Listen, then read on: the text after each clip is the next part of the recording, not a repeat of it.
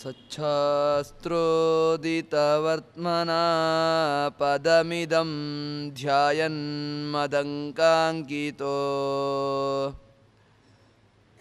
ಮನ್ಮಂತ್ರಂ ಜಪ ಶಾಸ್ತ್ರ ಸಂಪದಮಥೋ ದಾಸ್ಯಾಮಿ ಭಾಗ್ಯೈಃ ಸಹ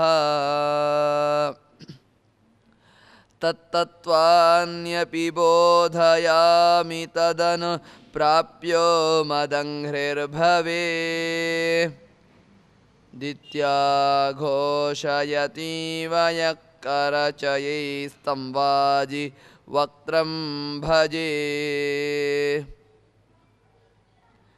ಧೂರ್ವೋಪಮಾಂ ತ್ರಿನೇತ್ರಾಂಚ ಶಂಖಚಕ್ರಸಮನ್ವಿತಾಂ ಶೂಲತರ್ಜನಸಂಯುಕ್ತಾಂ ಧ್ಯಾಯೇತು ದುರ್ಗಾಂ ಅಭೀಷ್ಟದಾಂ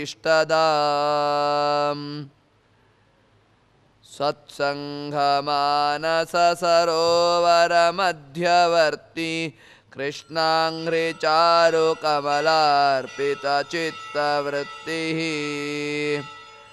ಶಾಸ್ತ್ರಾತಿಮಂಜುಪದರಂಜಿತರಮ್ಯಸಂಸತ್ ಆಸ್ಮಾಕಹೃತ್ ಸರಸಿಜೇಸ್ತು ಸಮಧ್ವಹಂಸಃ ವಿಮಲಸಕಲಗಾತ್ರಂ ಶುದ್ಧಕೈವಲ್ಯಪಾತ್ರಂ ಶುಭಗುಣಗಣಸಾಂದ್ರಂ ಭೂಮಿಭೂಷಾಮಣೀಂದ್ರಂ ವಿದಿತಸಕಲಶಾಸ್ತ್ರಂ ಸಾಧುಚಿತ್ತಂ ಯತೀಂದ್ರಂ ತುರಗವದನಭಾಜಂ ನೌಮಿ ಸದ್ವಾದಿರಾಜಂ ಶ್ರೀರಾಘವೇಂದ್ರ ಸಕಲಪ್ರದಾತ ಸ್ವಪಾದಕಂಜ ದ್ವಯಭಕ್ತಿಮದ್ಭ್ಯಃ ಅಗಾದ್ರಿಸಂಭೇದನ ದೃಷ್ಟಿವಜ್ರಃ ಕ್ಷಮಾ ಸುರೇಂದ್ರೋವತು ಮಾಂ ಸದಾಯಂ ಶ್ರೀಗುರುಭ್ಯೋ ನಮಃ ಕ್ಷೇಮ ಇತಿ ವಾಚಿ ಆಪದಾಂ ಅಪಹರ್ತಾರಂ ದಾತಾರಂ ಸರ್ವಸಂಪದಾಂ ಲೋಕಾಭಿರಾಮಂ ಶ್ರೀರಾಮಂ ಭೂಯೋ ಭೂಯೋ ನಮಾಮ್ಯಹಂ ಶ್ಯಾಮಂ ರವೀಂದ್ವಮಿತದೀಧಿತಿ ಕಾಂತಿಯುಕ್ತಂ ಜ್ಞಾನಂ ಶರಂಚ ದಧತಂ ಪ್ರಿಯಯಾ ಸಮೇತಂ ಸ್ವಾತ್ಮಸ್ವರೂಪಂ ಅಮಿತಂ ಹನುಮನ್ಮುಖೇಶೋ ಸಂದರ್ಶಯಂತಂ ಅಜಿತಂ ಸ್ಮರತೋರುಗಿರ್ಭಿಃ ಶ್ರೀಗುರುಭ್ಯೋ ನಮಃ ಕ್ಷೇಮ ಇತಿ ವಾಚಿ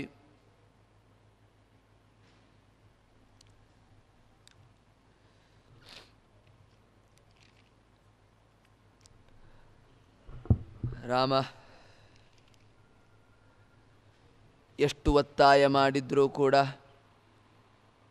ಭರತ ಅಯೋಧ್ಯೆಗೆ ಬರುವುದಿಲ್ಲ ಎಂಬುದಾಗಿ ಒಂದೇ ಮಾತು ರಾಮನದ್ದು. ಆಯಿತು ಅಂತ ಚಿನ್ನದ ಪಾದುಕೆಯನ್ನು ತಾನೇ ಸ್ವತಃ ತಂದಿದ್ದ ಚಿನ್ನದ ಪಾದುಕೆಯನ್ನು ಅದನ್ನು ರಾಮ ಹಾಕಿಕೊಂಡ, ತೆಗೆದು ಭರತನಿಗೆ ಕೊಟ್ಟು ಅದನ್ನೇ ಸಿಂಹಾಸನದಲ್ಲಿಟ್ಟು ಭರತ ರಾಜ್ಯವನ್ನು ಆಳಿದ. ತಾನು ಸಿಂಹಾಸನದಲ್ಲಿ ಕೂತ್ಕೊಳ್ಳಲಿಲ್ಲ, ಅಣ್ಣ ಇರುವಾಗ ನಾನು ಕೂತ್ಕೊಳ್ಳಬಾರ್ದಂತ ಕೂತ್ಕೊಳ್ಳಲಿಲ್ಲ. ತಾನೂ ಕೂಡ ಅಣ್ಣನಂತೆ ನಂದಿಗ್ರಾಮದಲ್ಲಿ ಇದ್ದು ನಾರುಮಡಿಯನ್ನುಟ್ಕೊಂಡು 14 ವರ್ಷ ಉಪವಾಸವನ್ನು ಮಾಡುವ ಮೂಲಕ ಭರತ ರಾಜ್ಯವನ್ನು ಆಳಿದ. ಇತ್ತ ರಾಮಚಂದ್ರ ಚಿತ್ರಕೂಟದ ಹತ್ರ ಬರ್ತಾ ಇದ್ದಾನೆ. ದಂಡಕವನಕ್ಕೆ ಬಂದ. ಆ ದಂಡಕವನದಲ್ಲಿ ಮೊದಲು ಯಾರನ್ನು ಉದ್ಧಾರ ಮಾಡಿದ ಕೇಳಿದೆ, ರಾಮ ಶರಭಂಗರನ್ನು ಉದ್ಧಾರ ಮಾಡಿದ. ತ್ರಿದಶ ಮುನಿಕೃತೆ ರಣ್ಯಮೇವಾ ವಿವೇಶ. ಪುನಃ ರಾಮ ಯಾಕೆ ಕಾಡಿಗೆ ಬಂದದ್ದು ಕೇಳಿದರೆ ತಂದೆಗೆ ಕೊಟ್ಟ ಮಾತಿಗೋಸ್ಕರ ಕಾಡಿಗೆ ಬಂದದ್ದಲ್ಲ, ದೇವತೆಗಳಿಗೆ ಋಷಿಗಳಿಗೆ ಅನುಗ್ರಹ ಮಾಡುವುದಕ್ಕೋಸ್ಕರ ಕಾಡಿಗೆ ಬಂದದ್ದು. ಶರಭಂಗರು ಕಾಯ್ತಾ ಇದ್ದಾರೆ, ಯಾವಾಗ ರಾಮ ಬರ್ತಾನೆ ಎಂಬುದಾಗಿ ಶರಭಂಗರು ಕಾಯ್ತಾ ಇದ್ದಾರೆ. ರಾಮ ಬರಬೇಕು, ನನ್ನ ದೇಹವನ್ನು ನಾನು ಬಿಡಬೇಕು. ಒಂದು ವೇಳೆ ರಾಮ ಅಯೋಧ್ಯೆಯಲ್ಲೇ ಇದ್ದ ಅಂತಾದರೆ ಶರಭಂಗರನ್ನು ಉದ್ಧಾರ ಮಾಡಲಿಕ್ಕೆ ಆಗ್ತಾ ಇರಲಿಲ್ಲ. ಈ ಶರಭಂಗರನ್ನು ಉದ್ಧಾರ ಮಾಡುವ ಉದ್ದೇಶದಿಂದ ರಾಮ ಕಾಡಿಗೆ ಬಂದ. ಶರಭಂಗರು ದೇಹ ಕ್ಷೀಣ ಆಗಿದೆ, ಸಾಧನೆ ಮಾಡಲಿಕ್ಕೆ ಆಗ್ತಾ ಇಲ್ಲ, ಏನು ಮಾಡುವುದೀಗ, ಏನು ಸಾಧನೆ ಮಾಡಲಿಕ್ಕೆ ಆಗ್ತಾ ಇಲ್ಲ. ಆದರೂ ಒಮ್ಮೆ ರಾಮನನ್ನು ನೋಡಿ ರಾಮನ ಪುರದಲ್ಲಿ ನನ್ನ ದೇಹವನ್ನು ಬಿಡಬೇಕು ಎನ್ನುವುದಾಗಿ ಅವರ ಆಸೆ. ಇದನ್ನು ತಿಳಿದುಕೊಂಡಂಥ ರಾಮ ಶರಭಂಗರ ಹತ್ತಿರ ಬಂದ. ಶರಭಂಗರು ರಾಮನನ್ನು ನೋಡಿದ್ರು. ರಾಮ ಶರಭಂಗರನ್ನು ಅನುಗ್ರಹ ಮಾಡುವ ಮೂಲಕ ಎಂತಹ ಶರಭಂಗರು ಇವರು, ತನ್ನ ದೇಹವನ್ನು ಅಗ್ನಿಯಲ್ಲಿ ಅರ್ಪಿಸಿಕೊಂಡವರು. ಧರ್ಮೋ ಯತೋಸ್ಯ ವನಗಸ್ಯ ನಿತಾಂತ ಶಕ್ತಿ ಹ್ರಾಸೇ ಸ್ವಧರ್ಮಕರಣಸ್ಯ ಹುತಾಶನಾದೌ ದೇಹಾತ್ಯಯ ಸತತ ಏವ ತನುಂ ನಿಜಾಗ್ನೋ ಸಂತ್ಯಜ್ಯ ರಾಮಪುರತ ಪ್ರಯಯೋ ರಮೇಶಂ.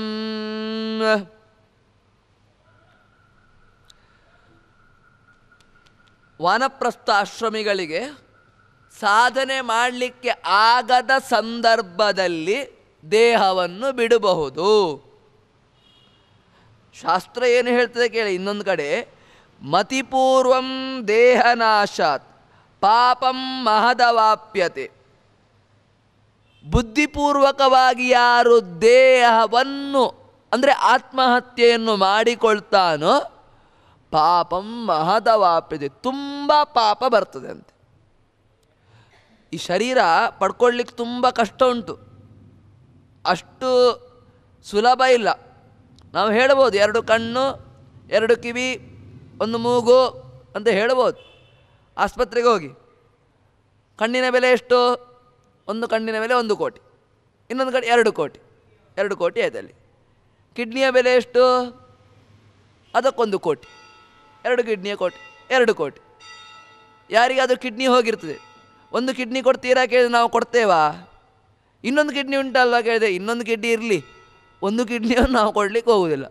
ಅಷ್ಟು ನಮ್ಮ ದೇಹಕ್ಕೆ ಬೆಲೆ ಉಂಟು. ಯಾವುದನ್ನು ನಾವು ಬದುಕುವಾಗ ಇನ್ನೊಬ್ಬರಿಗೆ ದಾನ ಮಾಡಲಿಕ್ಕೆ ಹೋಗ್ತೇವಾ? ಅಷ್ಟು ಶರೀರ ಇದು, ಅಂತಹ ಶರೀರ ಇದು, ದೇವರು ಕೊಟ್ಟಂಥ ಶರೀರ. ಯಾರಿಂದಲೂ ಸೃಷ್ಟಿ ಮಾಡಲಿಕ್ಕೆ ಯೋಚನೆ ಮಾಡಲಿ. ಇದನ್ನು ನಿಜವಾಗಿ ಒಬ್ಬ ತಂದೆಯಿಂದ ಈ ಶರೀರ ಬರಲಿಕ್ಕೆ ಸಾಧ್ಯವಾ? ಇಷ್ಟೆಲ್ಲ ಅದ್ಭುತವಾದ ಶರೀರ ಕೊಡುವುದು ಯಾರಾಗಾದರೆ? ಆ ದೇವರು. ಆ ದೇವರು ಕೊಟ್ಟಂಥ ಶರೀರವನ್ನು ಬುದ್ಧಿಪೂರ್ವಕವಾಗಿ ನಾವು ನಾಶ ಮಾಡಿಕೊಳ್ಳಿಕ್ಕಿಲ್ಲ. ಏನೋ 1-2 ಮಾರ್ಕ್ ಕಮ್ಮಿ ಬಂತಂತ ಹಗ್ಗ ಹಾಕೊಳ್ಳೋದು, ಇನ್ನು ನೀರಿಗೆ ಬಿಸಿ ಸಾಯುವುದು, ಒಂದು ಕಾಮನ್ ಸೆನ್ಸೇ ಇಲ್ಲ. ಆ ಶರೀರದ ಬೆಲೆಯೇ ಗೊತ್ತಿಲ್ಲ ನಮಗೆ. ಆದ್ದರಿಂದ ಬುದ್ಧಿಪೂರ್ವಕವಾಗಿ ಎಂದು ದೇಹವನ್ನು ನಾಶ ಮಾಡಿಕೊಂಡಿತು ಅಂತಾದರೆ ಪಾಪಂ ಮಹದವಾಪ್ಯತೆ, ಸಿಕ್ಕಾಪಟ್ಟೆ ಪಾಪ ಬರ್ತದೆ ಅಂತೆ ಅಂತ ತಿಳಿಸ್ತಾರೆ. ಆದ್ದರಿಂದ ಈಗ ಇವರು ಯಾರು ಶರಭಂಗರು, ಇವರು ಒಳ್ಳೆ ಸಾಧಕರು, ಇವರಿಗೂ ಕೂಡ ಪಾಪ ಬಂತ. ಈಗ ಇವರು ಕೂಡ ದೇಹವನ್ನು ನಾಶ ಮಾಡಿಕೊಂಡ್ರಲ್ವಾ, ಇವರಿಗೂ ಕೂಡ ಪಾಪ ಬಂತ ಅಂತ ಪ್ರಶ್ನೆ ಬರಬಹುದು ನಮಗೆ. ಆದರೆ ಇವರಿಗೆ ಪಾಪ ಬರುವುದಿಲ್ಲ. ಯಾಕೆ ಬರಲಿಲ್ಲ ಕೇಳಿದ್ರೆ, ಇವರು ವಾನಪ್ರಸ್ಥಾಶ್ರಮಿಗಳು, ಇವರಿಗೆ ಏನು ಕೇಳಿದೆ, ಇನ್ನು ಸಾಧನೆ ಮಾಡಲಿಕ್ಕೆ ಆಗ್ತಾ ಇಲ್ಲ, ಇನ್ನು ಜಪ ಪೂಜೆ ಮಾಡಲಿಕ್ಕೆ ಆಗೋದಿಲ್ಲ. ಅಲ್ಲ, ನಾವು ಸರಿ ಇದ್ದರೂ ಜಪ ಮಾಡೋದಿಲ್ಲ, ಪೂಜೆ ಮಾಡೋದಿಲ್ಲ, ದೇವಸ್ಥಾನಕ್ಕೆ ಹೋಗೋದಿಲ್ಲ ಬಿಡಿ. ನಮಗೆ ಕೈಕಾಲು ಗಟ್ಟಿ ಇರುವಾಗ ಅದು ಎಲ್ಲ ಕ್ರಮ ಉಂಟು. ಹೇಗಂದರೆ ಅದು ಏನಿದ್ರು 60 ಆದಮೇಲೆ, ಯಾವುದಾದ್ರೂ 10-20 ವರ್ಷ ಅಥವಾ 8 ವರ್ಷ ಹುಡುಗ ಏಕಾದಶಿ ಉಪವಾಸ ಮಾಡ್ತೇನೆ ಹೇಳಿದರೆ ಅದೆಲ್ಲ ಈಗ ಎಲ್ಲಲ್ಲ. 60 ವರ್ಷ ಆದಮೇಲೆ ಏನಾದರೂ ಉಪವಾಸ ನಾವೇ ಹೇಳ್ತೇವೆ, ನಾವು ಅವ್ರಿಗೆ ಉಪದೇಶ ಮಾಡೋದು. 60 ವರ್ಷ ಆದಮೇಲೆ ಇವನು ಇರ್ತಾನೆ ಇಲ್ಲೋ ಗೊತ್ತಿಲ್ಲ. ಈಗ ಅದು 60 ವರ್ಷ ಆದಮೇಲೆ ಉಪವಾಸ. ಈಗೆಲ್ಲ ದೇವಸ್ಥಾನಕ್ಕೆ ಎಲ್ಲ ಹೋಗೋದು ಬೇಡಪ್ಪ, ಏನಿದ್ರು ರಿಟೈರ್ಮೆಂಟ್ ಆದಮೇಲೆ. ಆ ಮಕ್ಕಳು ಮತ್ತೆ ದೇವಸ್ಥಾನಕ್ಕಲ್ಲ, ಸ್ವಂತ ತಂದೆ ತಾಯಿಗೂ ನಮಸ್ಕಾರ ಮಾಡೋದಿಲ್ಲ, ಅಂಥ ವಾತಾವರಣ ಸೃಷ್ಟಿಯಾಗ್ತದೆ ಈಗ. ಅಂದರೆ ನಾವೇ ಕೊಟ್ಟಂಥ ವಿದ್ಯೆ ಇದು, ನಾವೇ ಷಂಡಾಮರ್ಕರ ಶಾಲೆಗೆ ಹಾಕಿ ಅಲ್ಲಿಯೂ ಬೇಡದಿದ್ದದ್ದೇ ಹೇಳಿಕೊಡೋದು, ಅಲ್ಲಿಯೂ ದೇವರ ಬಗ್ಗೆ ಏನೂ ಹೇಳಿಕೊಡೋದಿಲ್ಲ, ಮನೆಯಲ್ಲೂ ನಾವು ದೇವರ ಬಗ್ಗೆ ಹೇಳುವುದಿಲ್ಲ, ಒಂದು ದೇವರಿಗೆ ದೀಪ ಹಚ್ಚಂತ ಹೇಳುವುದಿಲ್ಲ, ಅದೆಲ್ಲ ನಾವೇ ಹಚ್ಚುದು. ನಾಳೆ ಮಕ್ಕಳು ದೀಪವೂ ಹಚ್ಚುವುದಿಲ್ಲ, ದೇವರೂ ಗೊತ್ತಿಲ್ಲ, ದೇವಸ್ಥಾನಕ್ಕೂ ಬರುವುದಿಲ್ಲ, ಏನೂ ಮಾಡುವುದಿಲ್ಲ. ಇಂಥ ವಾತಾವರಣ ಸೃಷ್ಟಿಯಾಗ್ತಾ ಉಂಟೀಗ. ಶರಭಂಗರು ಯಾಕೆ ದೇಹವನ್ನು ನಾಶ ಮಾಡಿಕೊಂಡು ಕೇಳಿದ್ರೆ, ಇನ್ನು ಜಪ, ದೇವರ ಜಪ ಪೂಜೆ ಏನೂ ಮಾಡ್ಕೊಳ್ಳಿಕ್ಕೆ ಆಗೋದಿಲ್ಲ ಅವರಿಗೆ, ಏನು ತನ್ನಿಂದ ಮಾಡಲಿಕ್ಕೆ ಆಗ್ತಾ ಇಲ್ಲ. ಅಂತಹ ದೇಹವನ್ನು ಇಟ್ಕೊಂಡು ನಾವು ಬದುಕಬಾರ್ದಂತೆ. ವಿನಾ ದೈನ್ಯೇನ ಜೀವನಂ, ದೈನ್ಯದಿಂದ ಜೀವನ ಮಾಡಬಾರ್ದಂತೆ. ಅಂಥವರಿಗೆ ಆತ್ಮಹತ್ಯೆ ಮಾಡಿಕೊಂಡ್ರು ಏನೂ ಯಾವ ರೀತಿಯಾದಂತಹ ಪಾಪವೂ ಕೂಡ ಇಲ್ಲ. ಅದಕ್ಕೋಸ್ಕರ ಶರಭಂಗರು ಏನು ಮಾಡಿದ್ರು ಕೇಳಿದ್ರೆ, ನಿಜಾಗ್ನೋ, ತನ್ನದೇ ಆದ ಅಗ್ನಿ, ತನ್ನದೇ ಆದ ಅಗ್ನಿ ಅಂದರೆ ತಾನು ದಿವಸ ಯಜ್ಞ ಮಾಡುವಂಥ ಅಗ್ನಿ, ತನ್ನದೇ ಅಗ್ನಿ, ಆ ಅಗ್ನಿಯಲ್ಲಿ ತನ್ನನ್ನು ಹೋಮಿಸಿಕೊಂಡ್ರು. ಅಂದರೆ ಇದು ಮರಣ ಎನ್ನುವುದು ಕೂಡ ಅದು ದೊಡ್ಡ ಯಜ್ಞ. ನಾನು ಮೊನ್ನೆ ಹೇಳಿದೆ, ಅದು ಕೂಡ ದೊಡ್ಡ ಯಜ್ಞ. ಅದು ತನ್ನದೇ, ತಾನು ದಿವಸ ಸಂಗ್ರಹ ಮಾಡಿಕೊಟ್ಟಂತಹ ತನ್ನದೇ ಆದ ಅಗ್ನಿಯಲ್ಲಿ ತನ್ನ ದೇಹವನ್ನು ರಾಮಪುರತ, ರಾಮನ ಮುಂಭಾಗದಲ್ಲಿ, ರಾಮನ ಎದುರುಗಡೆಗೆ ರಾಮನನ್ನು ಸ್ಮರಿಸ್ತಾ, ರಾಮನಾಮವನ್ನು ಜಪಿಸ್ತಾ ತನ್ನ ದೇಹವನ್ನು ಅಗ್ನಿಯಲ್ಲಿ ಪರಶುರಾಮನಿಗೆ ಅರ್ಪಣೆ ಮಾಡಿದರು. ಕ್ರವ್ಯಾದ ಎಂಬ ಅಗ್ನಿಯಲ್ಲಿ ಪರಶುರಾಮನಿಗೆ ಅರ್ಪಣೆ ಮಾಡಿದ್ರು. ಅಂತ ಶರಭಂಗರನ್ನು ರಾಮನ ಎದುರಿಗೆ ರಾಮನನ್ನು ಸ್ಮರಿಸ್ತಾ, ರಾಮನನ್ನು ನೋಡ್ತಾ, ಪ್ರತಿಮೆಯಲ್ಲಿ ಅಲ್ಲ, ಸ್ವತಃ ಚಿನ್ಮಯ ಮೂರ್ತಿಯಾದ ರಾಮನೇ ಎದುರಿಗೆ ಬಂದಿದ್ದಾನೆ. ಅಂತಹ ರಾಮನನ್ನು ನೋಡ್ತಾ, ರಾಮನನ್ನು ಮನುಷ್ಯನನ್ನಾಗಿಯೂ ನೋಡ್ತಾನೂ ಅಲ್ಲ. ಎಷ್ಟೋ ಜನ ರಾಮನ ಎದುರಿಗೆ ಸತ್ತಿದ್ದಾರಲ್ವ, ರಾಮಾಯಣ ಯುದ್ಧದಲ್ಲಿ ರಾಮನ ಎದುರಿಗೆ ಎಷ್ಟೋ ಜನ ಸತ್ತಿದ್ದಾರಲ್ವ, ಅವರಿಗೆಲ್ಲ ಮೋಕ್ಷ ಆಯಿತಾ? ಯಾಕಂದರೆ ಅವರು ರಾಮನನ್ನು ಒಬ್ಬ ಮನುಷ್ಯ ಎಂಬ ದೃಷ್ಟಿಯಿಂದ ನೋಡಿದ್ದು. ಇವರು ಹಾಗಲ್ಲ, ರಾಮನನ್ನು ಸಾಕ್ಷಾತ್ ದೇವರು ಅಂತ ಚಿಂತನೆ ಮಾಡ್ತಾ, ಆ ಗುಣಪೂರ್ಣ ದೋಷರಹಿತತ್ವೇನ ಆ ರಾಮನನ್ನು ಚಿಂತನೆ ಮಾಡ್ತಾ, ರಾಮನನ್ನು ಸ್ಮರಿಸ್ತಾ, ರಾಮನ ಎದುರಿಗೆ ತನ್ನದೇ ಆದ ಅಗ್ನಿಯಲ್ಲಿ ತನ್ನ ಪ್ರಾಣವನ್ನು ಬಿಟ್ಟರು. ಅಂತಹ ಶರಭಂಗರನ್ನು ಭಗವಂತ ಏನು ಮಾಡಿದ ಕೇಳಿದ್ರೆ, ಉದ್ಧಾರ ಮಾಡಿದ, ಎತ್ತರಕ್ಕೆ ಕೊಂಡೊಯ್ದ, ಮೋಕ್ಷಕ್ಕೆ ಕೊಂಡೊಯ್ದ. ತಾರಯತಿ, ದಾಟಿಸಿದ, ಈ ಸಂಸಾರದಿಂದ ತಾರಣ ಅಂತ ವಿಷ್ಣು ಸಹಸ್ರನಾಮದಲ್ಲಿ ಬರ್ತದೆ. ದಾಟಿಸಿದ ಯಾವುದು? ಈ ಸಂಸಾರದಿಂದ ಏನು ಮಾಡಿದ? ಶರಭಂಗರನ್ನು ದಾಟಿಸಿದ. ಶ್ರೀ ತಾರಣಾಯ ನಮಃ ಶ್ರೀ. ಆದ್ದರಿಂದ ಪ್ರತಿನಿತ್ಯ ಈ ಕಥೆಯನ್ನು ನಾವು ಚಿಂತನೆ ಮಾಡಿದರೆ, ಸಾಯುವ ಕಾಲಕ್ಕೆ ರಾಮನ ಎದುರಿಗೆ ರಾಮನನ್ನು ಸ್ಮರಿಸ್ತಾ ಶರಭಂಗರು ತಮ್ಮ ಪ್ರಾಣವನ್ನು ಬಿಟ್ಟರು ಅಂತ ಪ್ರತಿನಿತ್ಯವೂ ಇದನ್ನು ಚಿಂತನೆ ಮಾಡ್ತಾ ನಾವು ಬಂದರೆ, ನಮ್ಮ ಅಂತ್ಯಕಾಲದಲ್ಲೂ ಕೂಡ ನಮಗೆ ಶರಭಂಗರಷ್ಟು ಆಗದಿದ್ದರೂ ಕೂಡ ದೇವರ ಸ್ಮರಣೆಯಾದರೂ ಬರುವಂಥ ಸಂದರ್ಭ ಒದಗಿ ಬರಬಹುದು. ನಮ್ಮ ಪುಣ್ಯಾಂಶ ಇದ್ದರೆ ಆ ಸಂದರ್ಭ ಆದರೂ ಒದಗಿ, ಆಗುವುದಿಲ್ಲ ಹೇಳಬೇಡಿ, ಆಗ್ತದೆ. ಪರಮ ಪೂಜ್ಯರಾದಂತಹ ವಿಶ್ವೋತ್ತಮ ತೀರ್ಥರು ತಾವು ಪ್ರಾಣವನ್ನು ಬಿಡುವ ಸಂದರ್ಭದಲ್ಲಿ ಸೋಮದಾ ಕ್ಷೇತ್ರದಲ್ಲಿ ನಾಗರ ಪಂಚಮಿ ದಿವಸ ರಾಮನಾಮವನ್ನು ಸ್ಮರಿಸ್ತಾ ತಮ್ಮ ಪ್ರಾಣವನ್ನು ಬಿಟ್ಟರು. ಕಲಿಯುಗದಲ್ಲೂ ಪ್ರೆಸೆಂಟ್ ಇದು, ಕಲಿಯುಗದಲ್ಲಿ ಆಗೋದಿಲ್ಲ ಹೇಳೋದು ಬೇಡ, ಆಗ್ತದೆ. ದೇವರನ್ನು ಸ್ಮರಿಸ್ತಾ ತಮ್ಮ ಪ್ರಾಣವನ್ನು ಬಿಟ್ಟರು. ಆದ್ದರಿಂದ ನಮಗೆ ಈ ಕಥೆಯನ್ನು ಪ್ರತಿನಿತ್ಯ ಚಿಂತನೆ ಮಾಡೋಣ. ನಮ್ಮ ಅಂತ್ಯಕಾಲದಲ್ಲೂ ಕೂಡ ನಮಗೆ ರಾಮನ, ಭಗವಂತನ ಸ್ಮರಣೆ ಬರುವಂತೆ ಆಗ್ತದೆ. ಈ ರೀತಿಯಾಗಿ ಆ ಶರಭಂಗರನ್ನು ಉದ್ಧಾರ ಮಾಡುವ ಮೂಲಕ ತಾರಣೆ, ಮತ್ತು ಈ ಸಂಸಾರದಿಂದ ತಾರಣ ಮಾಡುವ ಮೂಲಕ ಶ್ರೀ ತಾರಣಾಯ ನಮಃ ಶ್ರೀ. ಅಲ್ಲಿಂದ ಮುಂದೆ ರಾಮ ಅಗಸ್ತ್ಯರ ಆಶ್ರಮಕ್ಕೆ, ಅಗಸ್ತ್ಯರ ಕೈಯಿಂದ, ನಿನ್ನೆ ಹೇಳಿದಂತೆ ಅಗಸ್ತ್ಯರ ಕೈಯಿಂದ ಸ್ವತಃ ಭಗವಂತನೇ ಅಗಸ್ತ್ಯರಿಗೆ ಶಾರ್ಂಗ ಎಂಬ ಧನುಸ್ಸನ್ನು ಕೊಟ್ಟಿದ್ದ. ಆ ಶಾರ್ಂಗ ಎಂಬ ಧನುಸ್ಸನ್ನು ಅಗಸ್ತ್ಯರು ರಾಮನಿಗೆ ಕೊಡುವಂತ ಇಂದ್ರ ಹೇಳಿದ್ದ. ಆ ಅಗಸ್ತ್ಯರು ರಾಮ ಬಂದಾಗ ಅದನ್ನು ಶಾರ್ಂಗ ಎಂಬ ಧನುಸ್ಸನ್ನು ರಾಮನಿಗೆ ಕೊಟ್ಟರು. ರಾಮ ಅಗಸ್ತ್ಯರನ್ನು ಉದ್ಧಾರ ಮಾಡಿದ. ಶಾರ್ಂಗ ಧನ್ವನೇ ನಮಃ, ಶಾರ್ಂಗ ಎಂಬ ಧನುಸ್ಸನ್ನು ಧರಿಸಿದವ ಭಗವಂತ. ಆ ಶಾರ್ಂಗ ಧನುಸ್ಸನ್ನು ಹಿಡಿದುಕೊಂಡು ರಾಮ ಮುಂದೆ ನಡೆದ. ಯಾಕೆ? ಅಗಸ್ತ್ಯರು ಅಂತಾರೆ, ಇದು ವನದಲ್ಲಿ ತುಂಬ ಉಪಟಳ ಕೊಡ್ತಾ ಇದ್ದಾರೆ. ಯಾರು ಕೇಳಿದ್ರು, ಈ ದಂಡಕಾರಣ್ಯದಲ್ಲಿ ಉಪಟಳ ಕೊಡುವವರು ಯಾರು ಅಂತ ಕೇಳಿದ ರಾಮ. ಅಗಸ್ತ್ಯರು ಅಂದು ಶೂರ್ಪನಖೆ ಅಂದ್ರು. ಆಯಿತು, ಆ ತನ್ನದೇ ಆದ ಶಾರ್ಂಗ ಧನುಸ್ಸಿನಿಂದ ಶೂರ್ಪನಖೆಯ ಸಂಹಾರಕ್ಕೆ ನಿಂತ. ತ್ರಿದಶ ಮುನಿಕೃತೆ ರಣ್ಯಮೇವಾ ವಿವೇಶ. ಅಗಸ್ತ್ಯರೇ ಅನುಗ್ರಹ ಮಾಡುವುದಕ್ಕೋಸ್ಕರ ಕಾಡಿಗೆ, ಆದ್ರಿಂದ ಇದು ಅರಣ್ಯಕಾಂಡ. ಅರಣ್ಯಕಾಂಡ ಹೇಳಿದೆ, ಅರಣ್ಯದಲ್ಲಿ ಇರುವಂಥದ್ದು ಋಷಿಮುನಿಗಳಿಗೆ ಅನುಗ್ರಹ ಮಾಡುವ ಕಾಂಡ, ಆದ್ರಿಂದ ಅರಣ್ಯಕಾಂಡ. ಅಂತಹ ಅಗಸ್ತ್ಯರಿಗೆ ಅನುಗ್ರಹ ಮಾಡಿದ ಶೂರ್ಪನಖೆ ಒಂದು ದಿವಸ ಅಲ್ಲಾಡ್ತಾ ಇದ್ಲು. ಇವಳದೊಂದು ಪ್ರಸಂಗ. ಒಮ್ಮೆ ಯುದ್ಧದ ಸಂದರ್ಭದಲ್ಲಿ ಇವಳ ಅಣ್ಣ ರಾವಣ ಇವಳ ಗಂಡನನ್ನು ಪ್ರಮಾದವಶಾತ್, ಗೊತ್ತಿದ್ದಲ್ಲ, ಯಾರು ಕತ್ತಲೆಯಲ್ಲಿ ಆಗ್ತಾ ಇದ್ದಂಥ ಯುದ್ಧ ಇತ್ತು.